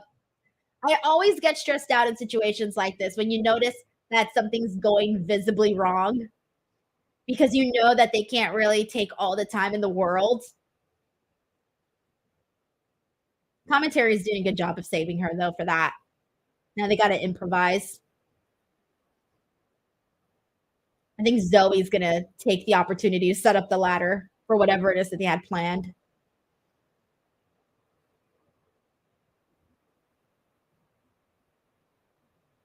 Thank you so much to the J Paul RO for sending in the super chat saying, have you seen Chelsea's match against Penta in Lucha Underground? God, I don't think I have, but I definitely should. I don't think I've seen it though, because I really wasn't a Lucha Underground fan, believe it or not. I really wasn't too into it. So it was never really like my cup of tea. Thank you so much for sending in this super chat and for asking. I appreciate that. Oh, oof. Everyone's taking these terrible like bumps on their backs. Oh my god. I feel for them.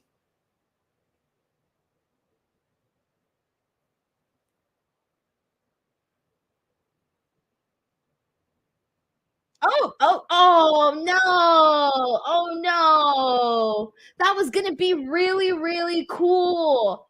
That was almost really cool. Unfortunately, she missed. She didn't hit it. Oh damn, that looked like it hit Naomi too. Oh man.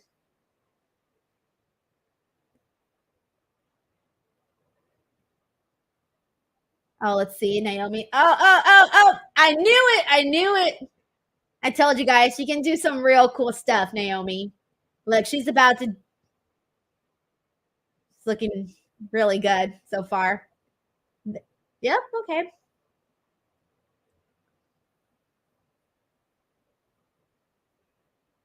Let's see. All right. Tiffany's back. Damn.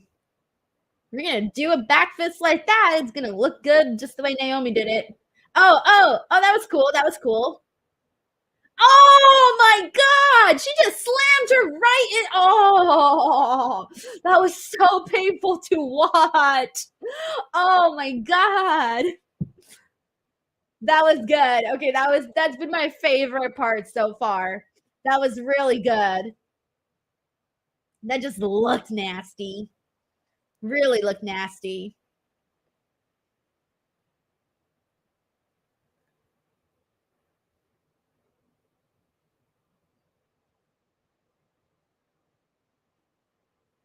Oh, she's gonna do the run up the ladder. Yep, there she goes. All right, all right. Oh my gosh. Oh, prettiest moonsault ever? Oh no, Senton. Okay. I was about to say she's got to turn the other way for the prettiest moonsault ever. All right, all right. Tiffany's been really good in this so far. So far, Tiffany and Naomi have been the cleanest in their spots that they've had to do. Because there's been some other spots where like there was a they weren't as clean as they probably should have been, but Naomi and Tiffany so far have been the cleanest in their and what they've had to do here. That was cool. The slow motion was even better. That shot of Tiffany. Oh my God, Chelsea Green out of nowhere with the world's largest ladder ever. That ladder is like 3 Chelsea Greens stacked on top of each other. Hey, damn, she's opening it really well, though. Look at her go. Look at her go. Girl, climb faster, Chelsea. What are you doing? Climb fast. Oh, Io Sky's coming. All right, she's about to do something. What is she going to do?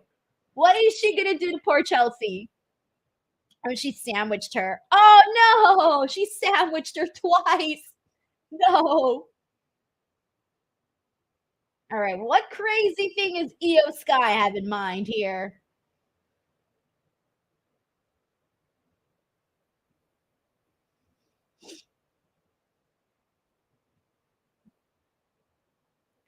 Okay. I like how she at least climbed it really fast.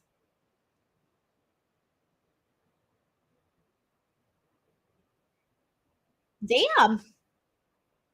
This has been a more hard hitting ladder match than anything else. That was good. I like that. Oh, they're about to do something crazy. What are they going to do? Oh, that was cool. That was cool.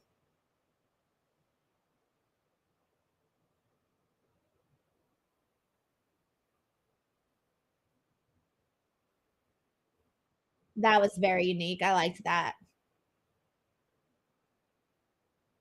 All right, it's picking up, guys. It started off a little rocky, but they're getting it together. They're getting it together. You're getting this is awesome chance. All right.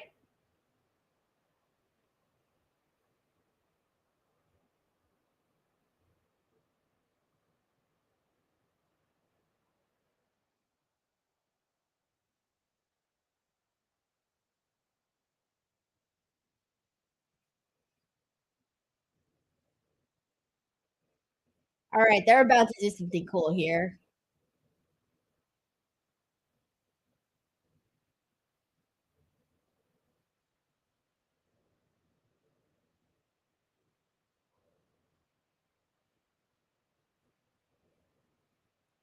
Oh, here we go. She's gonna do the splits. The splits. Oh, they're gonna. I told you guys, Naomi always has some of the coolest moments in these matches. She somehow got that freaking DDT from a splits. That's like next level athleticism, guys. Like, not everyone can do that, man. Not everyone can do that. Wait, what? Oh, there goes Tiffany. Like I told you guys, Naomi is very good in these matches. Oh, I wonder if she knew that ladder was right there when she landed on the outside. It felt like that ladder just kind of crept up on her.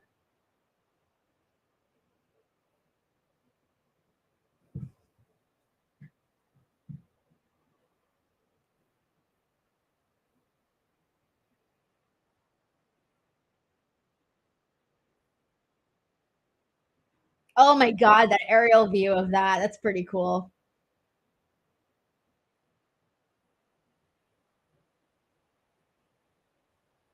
Tables! Yay! We always want tables. She knows what's up.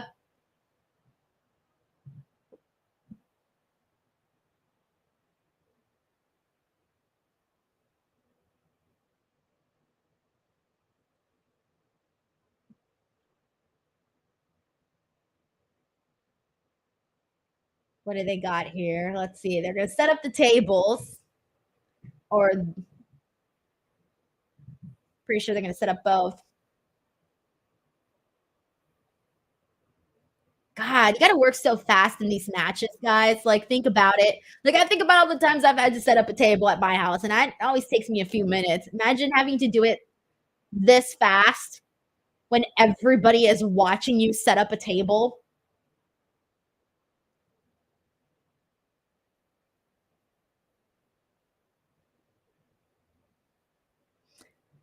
But I feel like in moments like that, while they're setting up tables, they should put the camera where there's some action so that you're not too focused on them setting up the tables like that.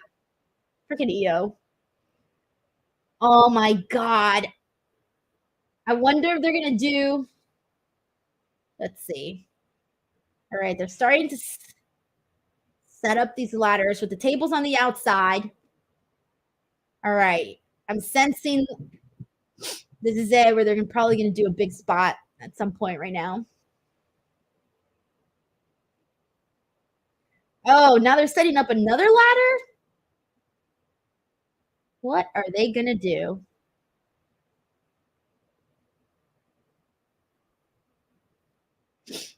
Oh, I hate this spot. It always looks like it hurts. Oh, there you go. Tiffany took it. Oh, I hope Lyra doesn't go back first into that freaking ladder. Oh my God. Nope.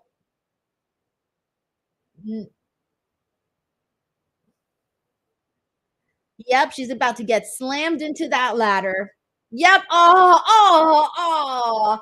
I knew she was gonna take that bump. Damn. I knew it. That's a tough one. That's a tough one. That freaking hurt. That freaking hurt. Good thing is she's running on adrenaline, so she probably won't feel it as much right now. Maybe a little bit more afterwards, though. Oh, Naomi, man, she just does these things like nothing. Look at her. Look at her going under these ladders like they're lasers. Oh, shit. She's the only one there. No, something crazy is going to happen. Who's coming up there? Chelsea.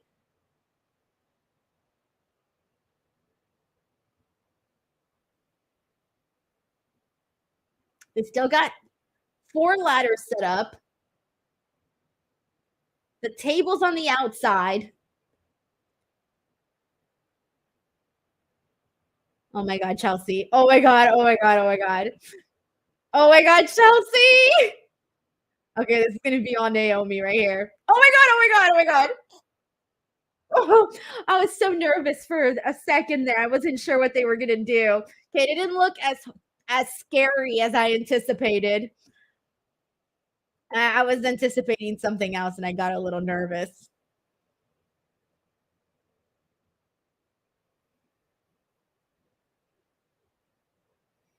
When Chelsea was balancing on that ladder, oh my God, I got so nervous.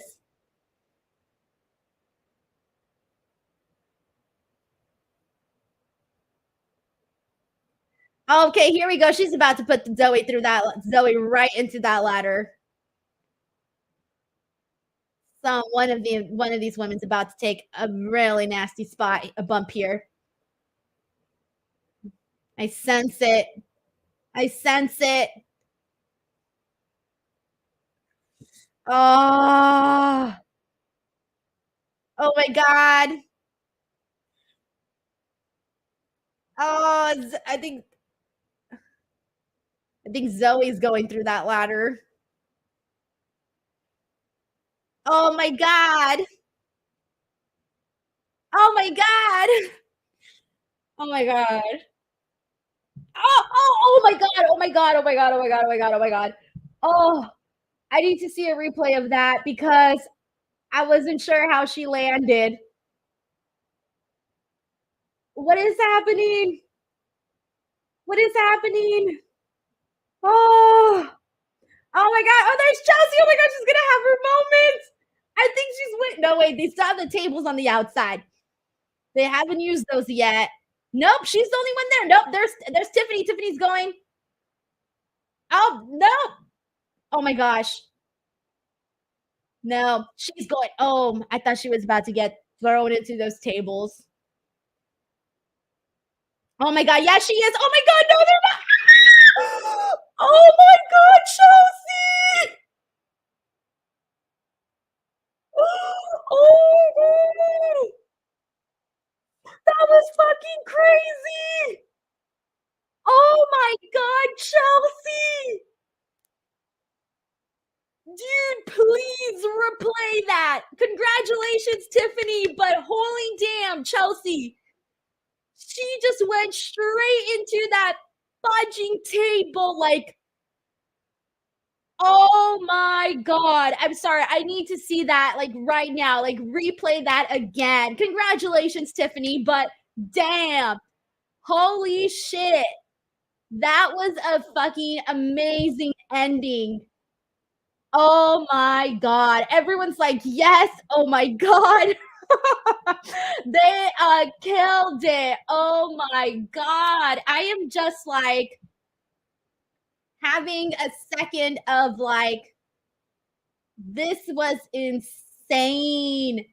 Please, we need to put some respect on Chelsea's name. Dude.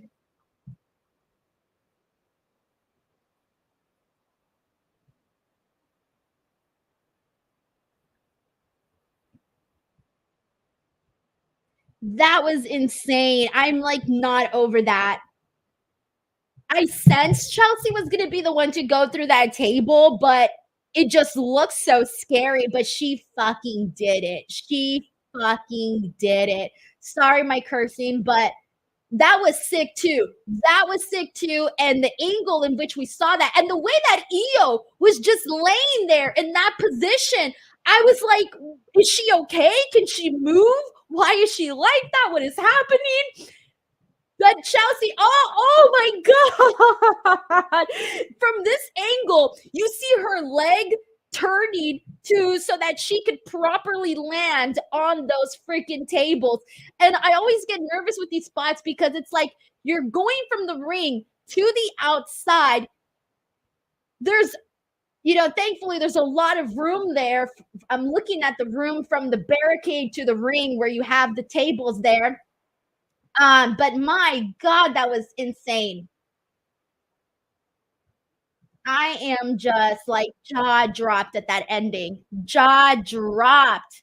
But we got a lot of people celebrating for Tiffany. Yes, that was so good, guys. All right, so I still haven't seen the men's Money in the Bank briefcase.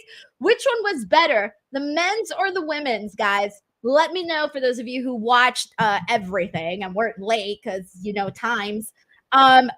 Which one was better, the men's or the women's? Please let me know. Also, Kyle Driver, thank you so much for capturing my reaction to that. Guys, I just got so nervous for Chelsea. Like, oh my God. I really got nervous for Chelsea. Like, she is one brave MFer for doing that, guys.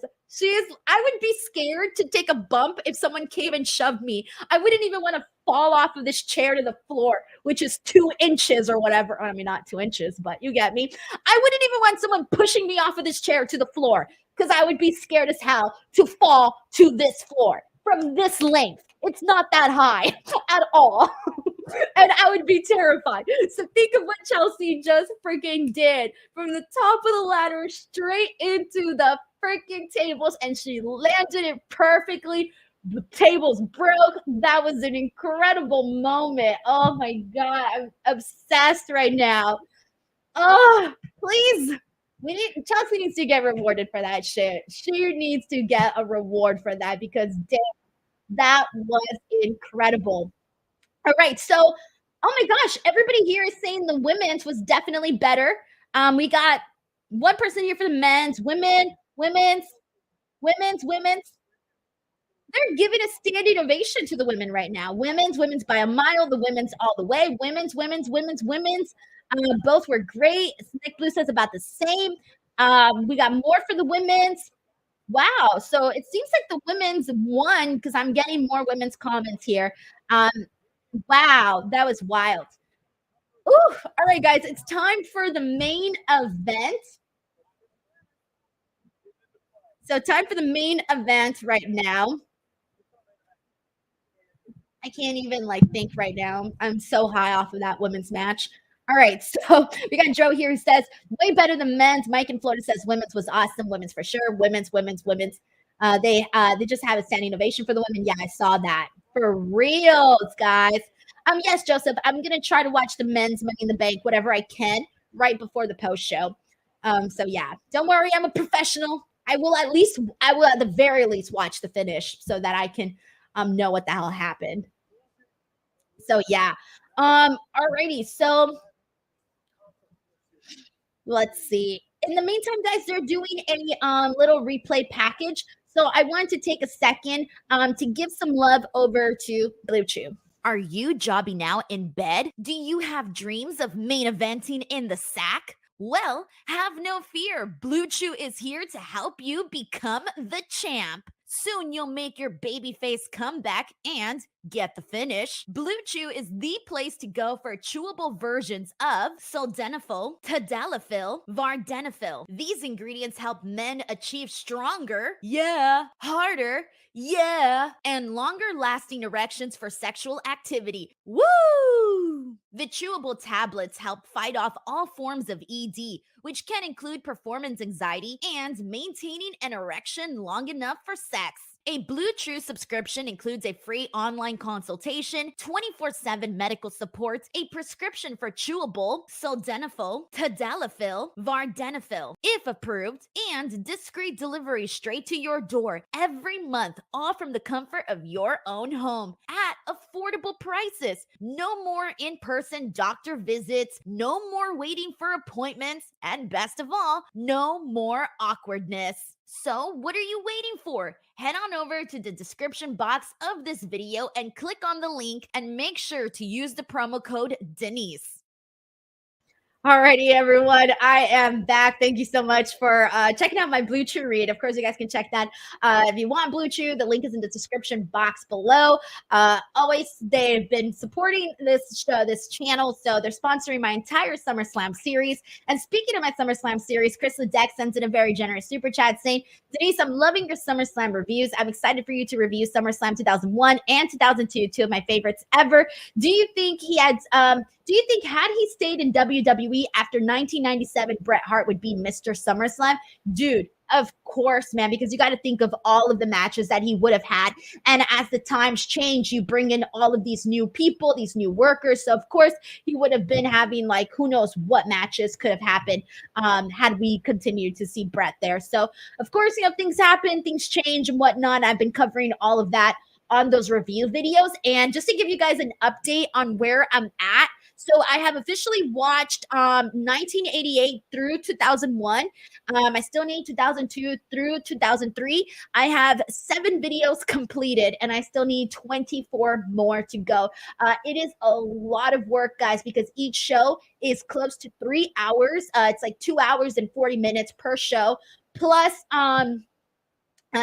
scripting out the stuff, doing additional research, and then shooting the videos, and then editing the videos. To edit each video, even though it's like a 15-20 minute video, it takes about 2 hours to 3 hours, depending on how long it is, to edit these videos up. So, and doing 31 videos in July on top of everything else, it really is kind of an insane task to take up, but I have been really devoted to it so far. And it's so funny because I'm keeping track, and this is what I've done so far. These are the ones I've done so far in terms of the work, but there's still plenty more to be done. So thank you so much, Chris, for enjoying those.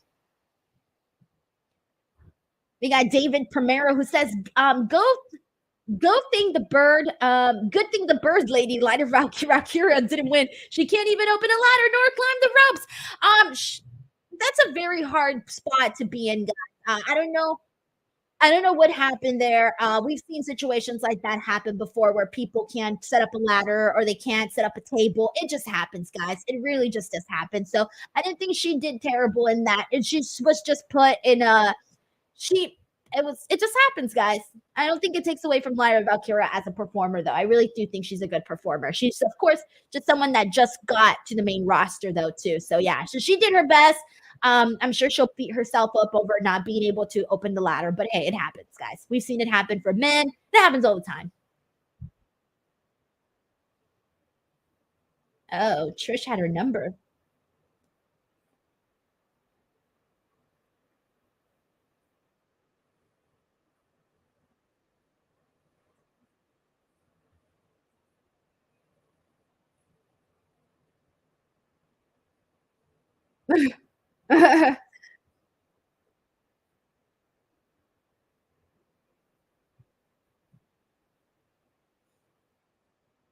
All right, guys.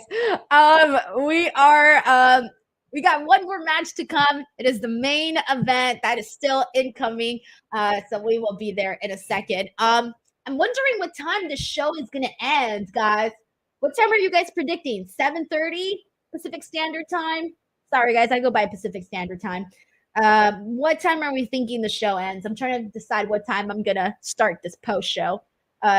I'm going to give myself a couple of minutes, though, so I can at least watch a little bit of the men's Money in the Bank. So we'll see. But here we go. I wonder what is going to go down in this Bloodline Cody KO Randy match.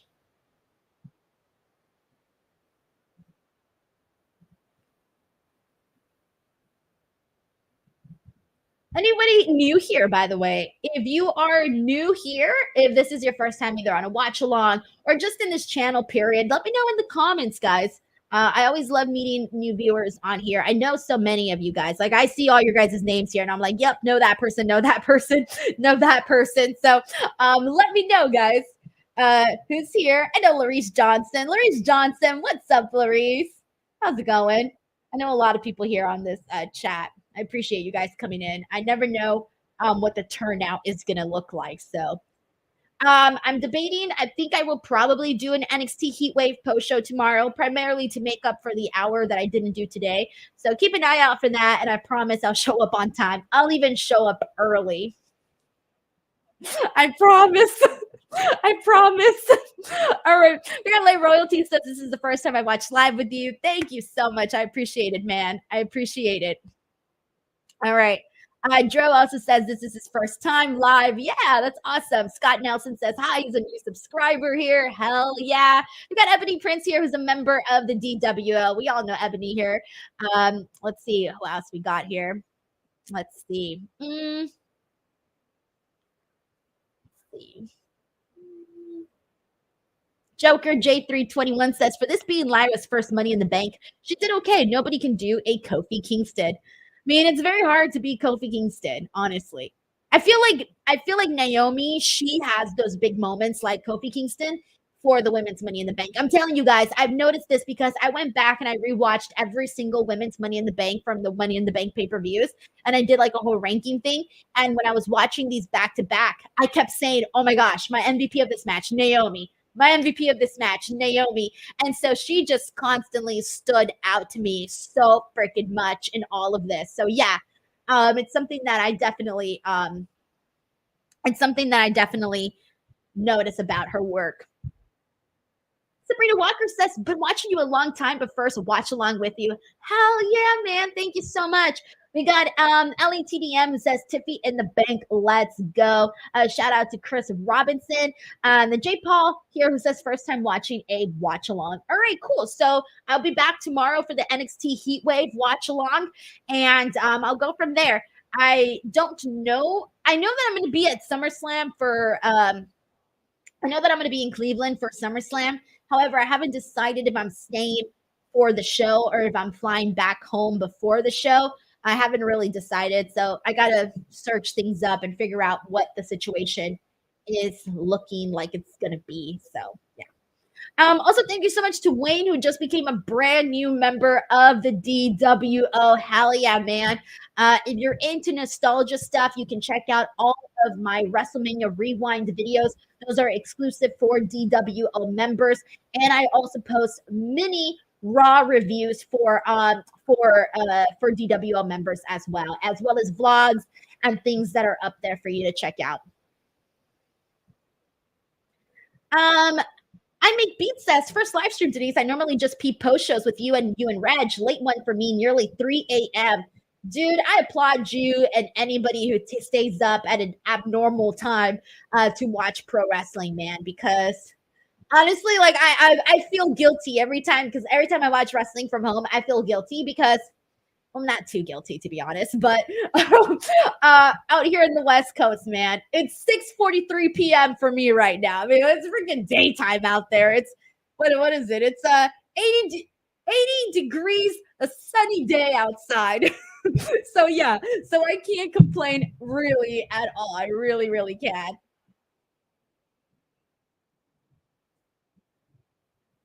All right, we're still waiting for this match to start. We got some lengthy entrances here.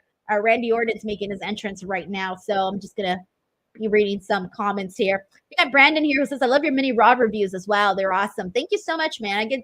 I'm a little exhausted when I do those, but I'm like, screw it, let's get them up there." Also, I didn't know. So the Money in the Bank, the little live and loud thing where they're showing how loud the crowds are being. I didn't notice that until when I was at Clash at the Castle for Scotland. I saw that they had it on the screen, and it works because the second that pops up, everybody starts getting louder. And so that little live and loud thing, it definitely works. But I didn't know that they were showing it on the actual broadcast until I saw it here right now. So I didn't know that. I thought it was just for the crowd and the live audience. I thought they were the only ones seeing the live and loud thing. I didn't know that the people at home were also seeing it.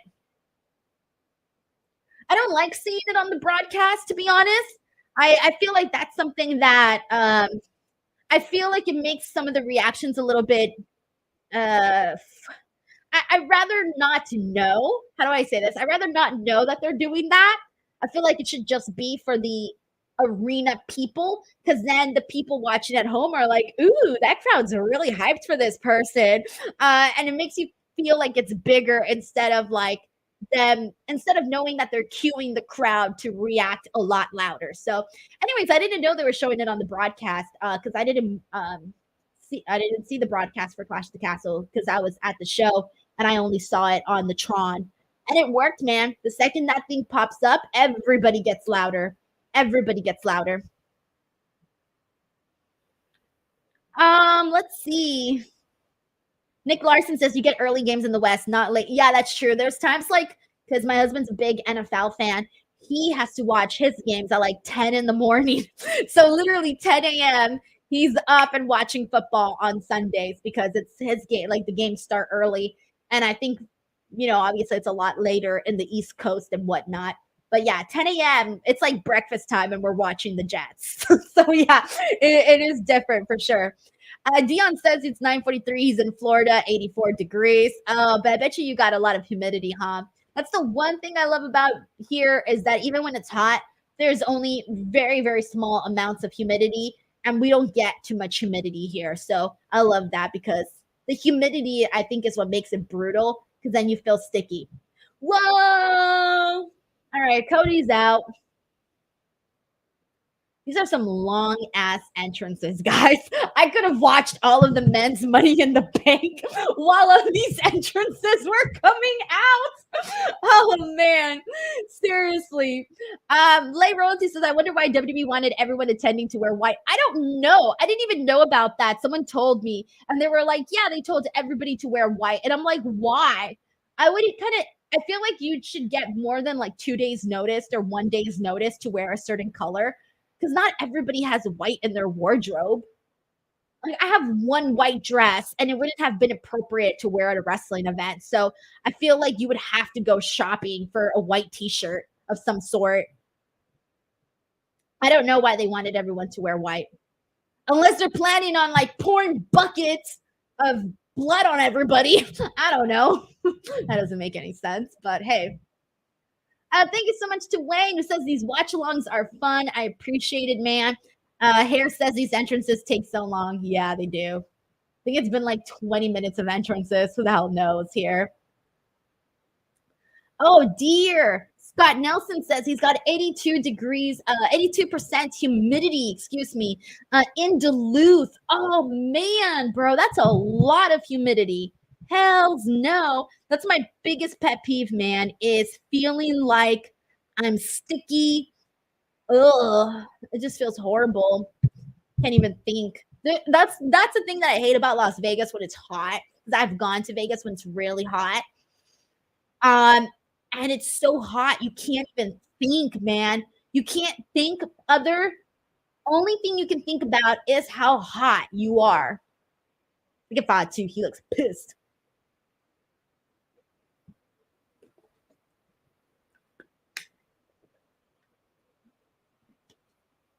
By the way, I was expecting more people to show up wearing white. I was expecting to see just like white completely overwhelmed. but it's not even that many. Cadillac Carson sends in a generous super chat. Thank you so much for this. Says watching the show while on the treadmill has helped pass the time during the non-wrestling segments. Also, John Cena versus Gunther at Mania career versus title. First of all, I'm so happy that you're not only entertaining yourself but also working out and getting physical because. Hey man, that's important for your health. So good for you, Cadillac Carson. And I'm glad you're enjoying it. I feel like a lot of people have mentioned John Cena versus Gunther. So I feel that considering how many people have brought up his name, I now imagine that WWE has maybe mentioned his name, or if not, then they're going to see fans mention his name, and all of a sudden that's going to be a consideration. So we'll see what happens, man. We'll see what happens. I think that would be very fun, and it would do a whole lot for Gunther to have one of the John Cena's last matches, whether it's the last match or one of these last matches. That would be really huge for sure. Let's see. Shelton Mysterio, I agree with you. He says, didn't give people enough notice to be able to show up in white. No way, man. I would have been so pissed had I had to go to the store and buy something just so that I wouldn't be left out. All right, guys, the match is finally starting. Finally. All right, here we go. Main event time. What shenanigans will unfold? I'm wondering if they're going to take this all the way to 8 o'clock. It's an hour and 10 till 8 o'clock. So I don't think they're going to take it all the way to that. So I'm probably thinking the show will end around 7:30 Pacific Standard Time. That's 40 minutes from now. So that could be plenty of time to do what they need to do. We'll see. Tunde is in the house, says, y'all think Las Vegas is hot? Come to my home city in Houston. You will fry. I've been to Houston only one time, but I didn't go during the summer, so I can't really say. But I have experienced Las Vegas heat, and that one feels like you're putting your head in an oven. It literally feels like you're putting your head in an oven.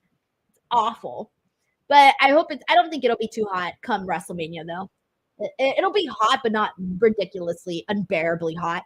And the good thing about Las Vegas, too, is that there's so many hotels. You could literally walk and stay inside the hotels the entire time as you're walking down. You could just go in and out, in and out, in and out. And some places you don't even have to come out. You're like walking in one hotel, and then all of a sudden you're in the next hotel.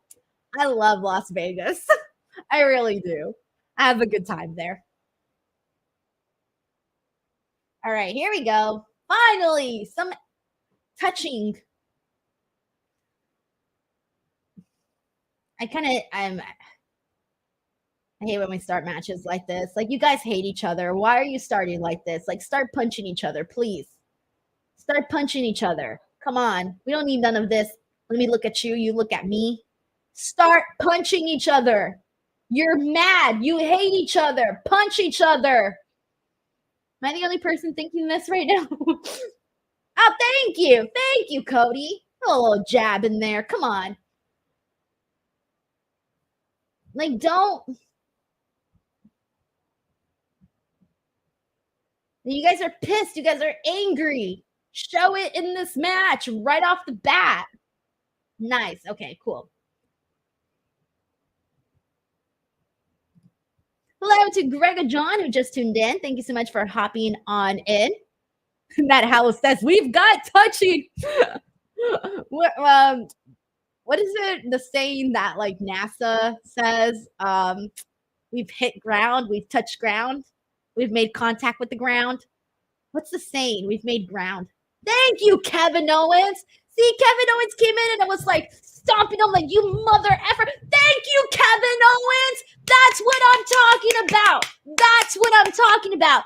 Go in, you're pissed, you're angry, start fucking fighting. Thank you, Kevin Owens. Kevin Owens gets this feud, guys. He understands what this shit was about. He understands what this shit is about. Thank you, man. Oh, that's all I was saying. That's all I was saying. And Kevin Owens just came out and proved my mother effing point. He really, truly did. Oh, that was good. All right, thank you. See, everybody's like, let's go KO. Thank you, Shelton. They should be fighting, not just wrestling like it's a regular match. Amen. The only person that got that memo was Kevin Owens. Kevin Owens is like, I hate this guy. And you know what? I believe him. I believe him. All right, Randy. Don't fail me now. Go in there and kick some ass, please. You hate these guys. They hate you. Come on. Striker says, nah, KO is the GOAT. He is the GOAT, man. Don says, Denise, you're on fire tonight. Thank you so much. Aaron Cave says, KO is the GOAT. KO, Kevin Owens is one of the most relatable people ever. That's why he's so likable. That's why people like him. Just gets it. He just gets it.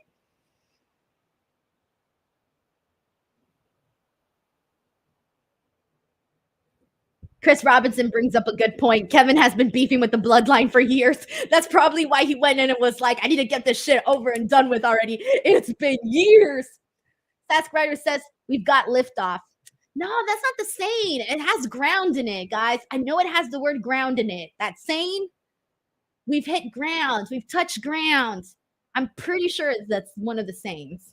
Whatever. The point is, Kevin Owens is a shit.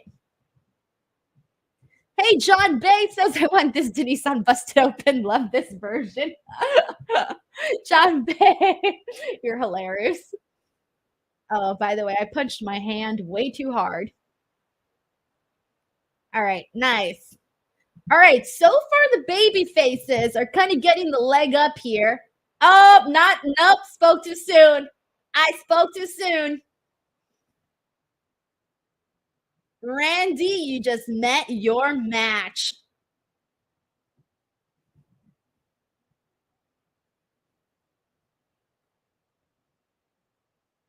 Damn, Fatu looks like he's about to eat him. He's so mad. All right, get him. Come on, what are we waiting for?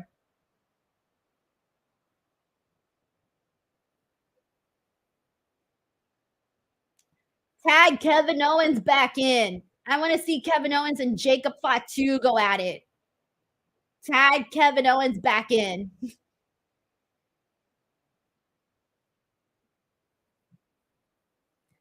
Matt Howell says it's crazy how much weight Jacob lost. Yeah, dude. Honestly, he really did. Good for him, man. Good for him. Because, you know, at the end of the day, this is a cosmetic industry. We all know that. You got to look your very best, right? Larry Johnson says my dream match, KO and Fatu. Yeah, that would be sick. Oh, I need that on a one-on-one for sure.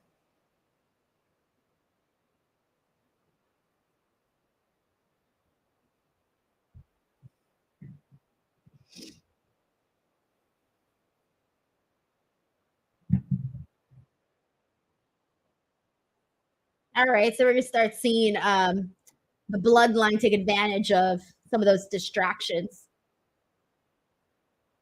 We want Roman chants.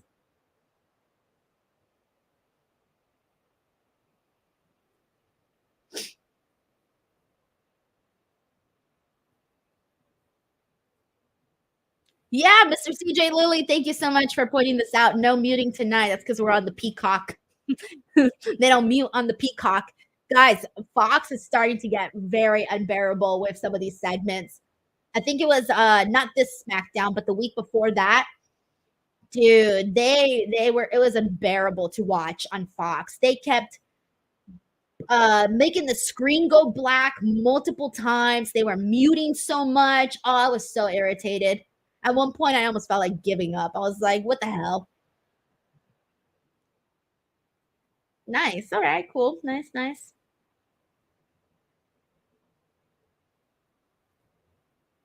Tag Kevin Owens back in. Kevin Owens just brings so much energy.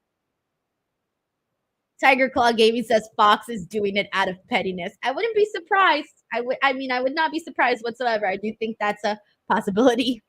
Who knows? Wayne says agreed. Hate the censorship. I feel you, man. Tag Kevin Owens back in. Hurry up, Randy. Get up and tag KO. Look at KO's ready to go, bro. He's ready to go. Yeah. See? He's handling business. Look at him go.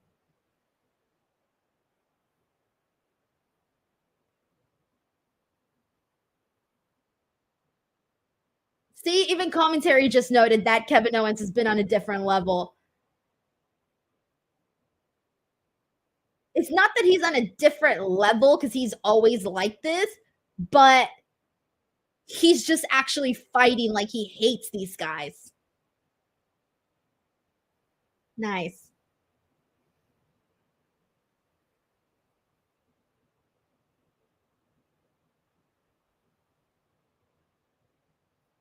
Yep, there you go. Nice. Look at Fatu. All right, here we go. We got some action here with Fatu and KO. Give me some. Come on. Yes, here we go. Fatu KO. Too bad KO is down though. So Fatu's just gonna have his fun with him right now. Hopefully we get some good back and forth here. I'm looking forward to this.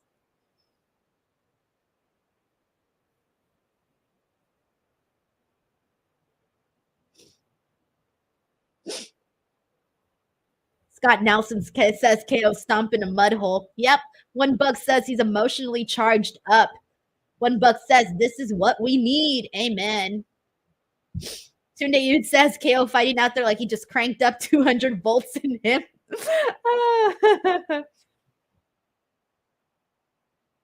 Aw, they're ending it already? Come on. What are you guys doing to me? Aw. That's mean. I wanted to see them do some more. Maybe later.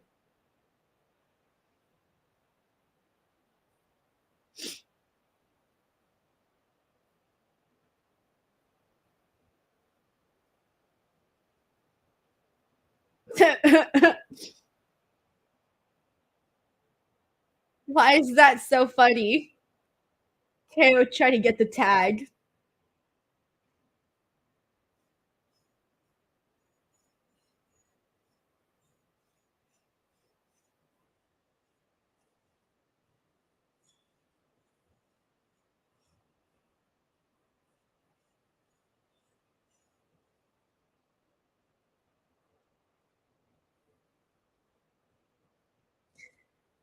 Bradley Reed says, do you mean to hit the ground running? No, it's a different one. It's we've made contact. God, I just heard it too on fucking the Big Bang Theory. What is that saying? NASA saying when they land. I don't know. Nope, I don't remember what the saying is. I'll have to look at it later. We've made contact. Maybe that's what it was. Maybe it's contact. Not the eagle has landed. Is it the eagle has landed? The eagle has landed. Nah, there's another one. I think it's just we've made contact. I don't know. I literally just heard it on the Big Bang Theory when I was because I'm rewatching the Big Bang Theory, and Howard goes into space, and there was a line that they used, and that's the line that I'm trying to think of that I can't think of right now. Oof! Smashed his face.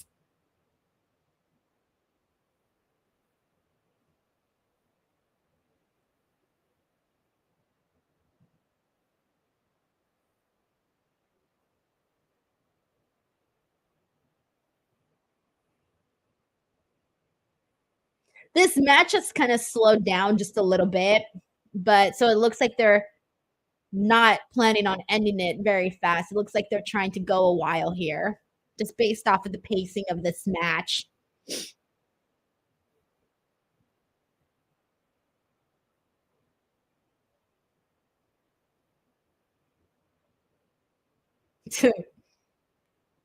Jacob Fatu always has the same look. He's always like, ah. No, he just looks like he's about to rip someone's head off with his mouth.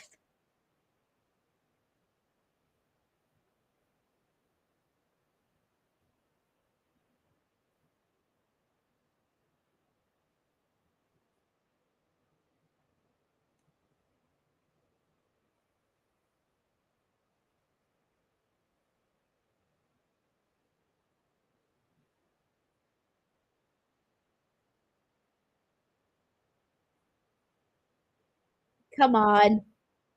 Can't wait till Kevin Owens gets back up.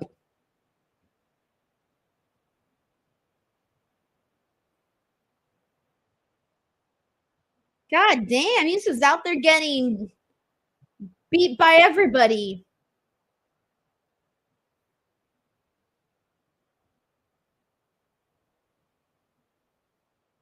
Tunde Yud says, I have a feeling that Jimmy will be the one to show up. Just a thought. I don't know, man. Seems like a lot of people are waiting for him. LA Visual Studios does the exact same thing. But Nick Blues Years is waiting on Roman.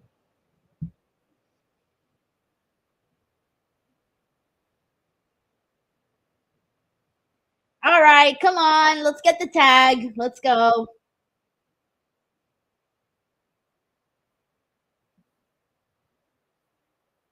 Oh, God.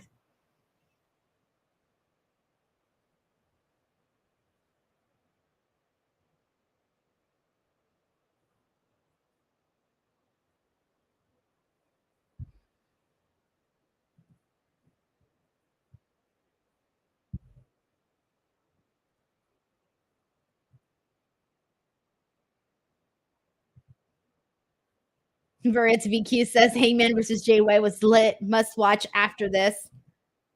Oh, man. I'm going to have to do that. Sabrina Walker says Bloodline is going to win. No way it ends tonight or makes them look weak. Yeah, I agree, man. They're my prediction. They're my prediction. Keith Duran says great collision tonight. It always is a great collision when I don't watch. That's what I've come to notice. Oh, finally, Solo Sikoa is showing some fire. Finally.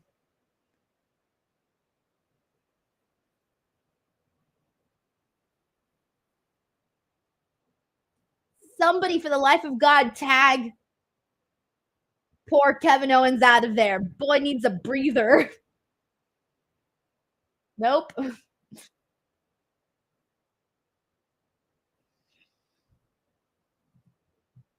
Joseph Boza says they try harder on pay-per-view days. They should have it. They should have it too. I didn't watch. I read the results. Okay.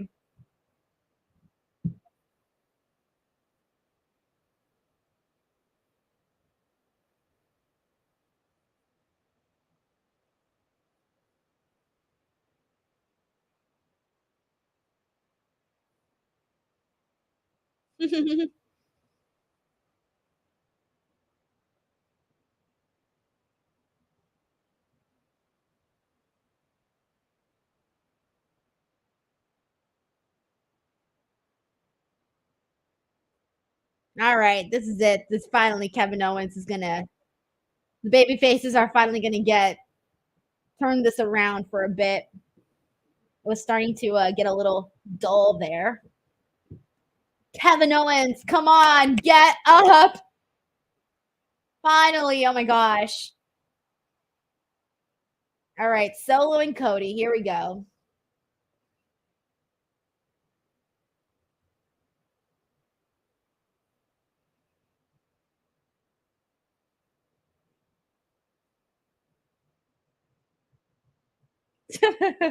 Cody's reaction.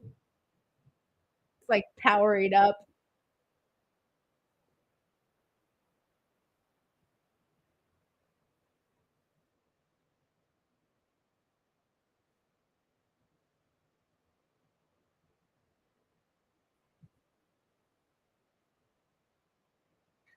Oh, here we go. What's Cody gonna do? Nice. Nice. All right, cool. All right, we're starting to pick up the pace on this match finally.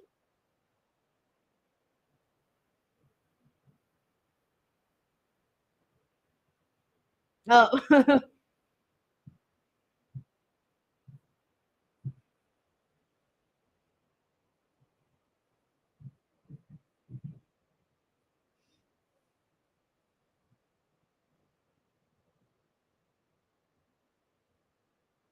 Oh, he's about to run through him. Oh no, he did it.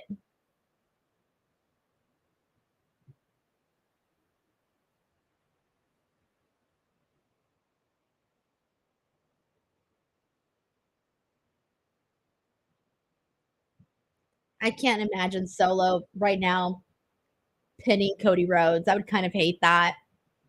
I know a lot of people have been talking about it, but man, I don't know if I want that. But who knows? Oh man. Oh, she got kicked in the head. I didn't notice that the first time. The girl that was there, the worker, she got hit in the freaking head with what's his face's leg. Damn, that was nasty.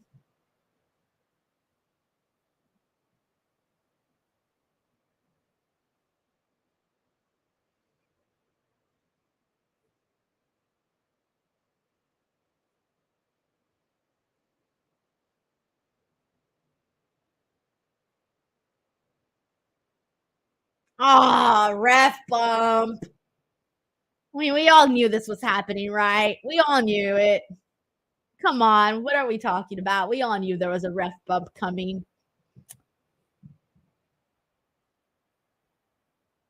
You would think by now, in the long, long history of WWE, every time we had a ref bump, you would think that there'd be another referee just waiting, ready. You would think, let's have a referee ready, whatever. The amount of ref bumps we've seen in our day, guys.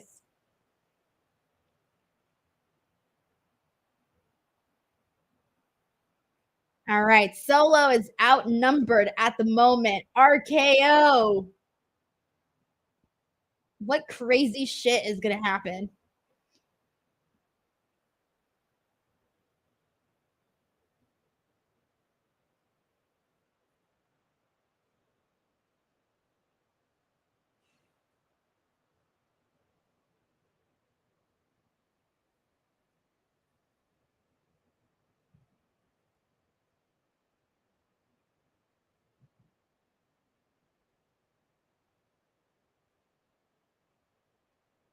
That prime hydration station. It's always there, yet I never see anyone interact with it. At some point, that prime hydration station needs to be used as a weapon. Serve a good purpose there. Freaking super kick party over here. Oh, the referee gets taken down again. Come on now. We're CM Punk. We need a referee. Oh my God. Getting messy out here. Super kicks, stunners. Oh, Kevin Owens read my mind. I literally said at some point that prime hydration station needs to become a weapon. 2 seconds later, it's a weapon. Thank you, KO. What an awesome freaking moment. Come on. KO is the MVP of this freaking match, guys. He is adding so much life into it. KO is my MVP, guys. KO is my MVP here. Everybody's putting over KO. Amen.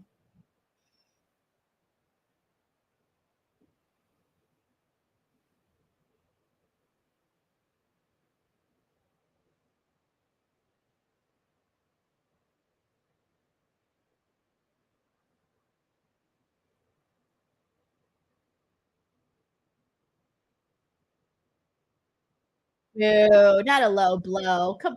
Oh, he botched the low blow. Who botches a low blow? What was that? You guys saw that, right? He missed the first low blow. I'm not crazy, right? You guys all saw that?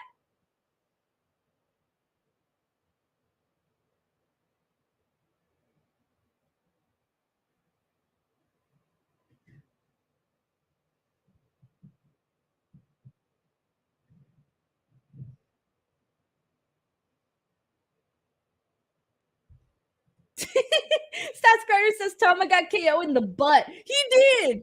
Bro, who botches the low blow? Come on, bro. It's a low blow. You hit him in the dong and you go. It's so easy. Asha, that was cool. Asha, that was cool. That was cool. That was cool. Come on, Batu out here saving the day. Him and KO are the MVPs of this. I mean, KO more so, but hey.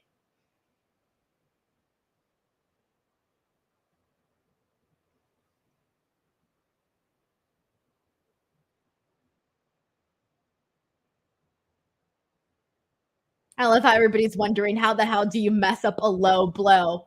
No earthly idea. God, even I've done a low blow in wrestling. I got to hit Sean with the low blow when we did the GCW clusterfuck. I almost fell getting into the ring that day, but hey, I still hit the low blow.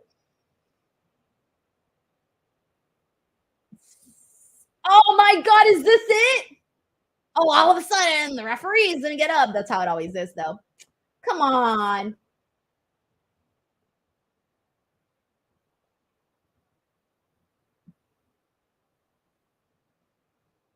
Yep, guys, they did it. The crowd is not reacting. The crowd is not reacting. Oh my God. Oh.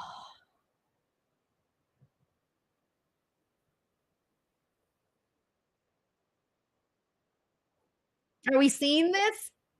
We're all seeing this, right? The crowd did not react to that. Look it. Nobody's doing anything. Everybody's like, what the F? Come on. All right. Do we hear Roman's music? Do we not hear Roman's music? I don't know. I don't know.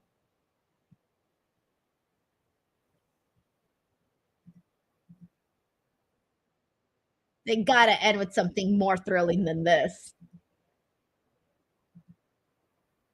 Oh my God. Please tell me.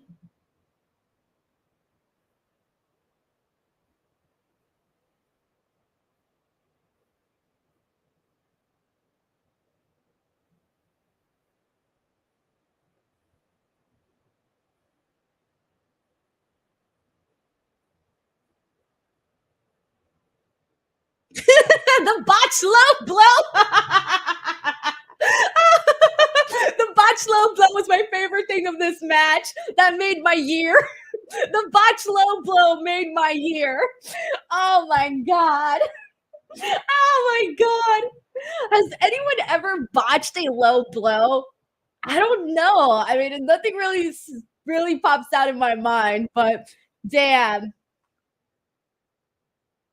I'm sorry. I didn't.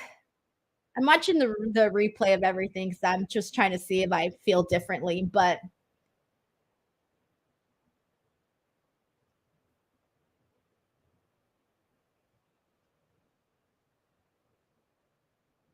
oh, dude, the crowd, the second that 3 count hit, everybody was like, oh, it's just not. It's not riveting. It's not riveting, guys. What is this? I didn't think that was the right call to go. The crowd just like died right there, guys. They're not buying into this new bloodline. They weren't feeling it, man. All right, guys. That was the watch along. I am going to be doing a post show. I am going to be doing a post show with Reg. I am going to schedule that to go live in 7:30. So let's give it some time, and then we will go live and do the post show. All right, guys. I'll see you guys in the post show in just a minute. If you guys don't come back to the post show, please make sure you subscribe to the channel. I will be back here tomorrow for an NXT Heat Wave prediction show. But 7:30, we'll start the post show. I at least want to watch the finish of the men's Money in the Bank since I didn't get to watch that. So just give me a few minutes to do that. And I will be back to talk about the show with Righteous Reg. All right, guys, see you tomorrow for NXT Heat Wave, or see you in just a few minutes for the post show. Bye, guys.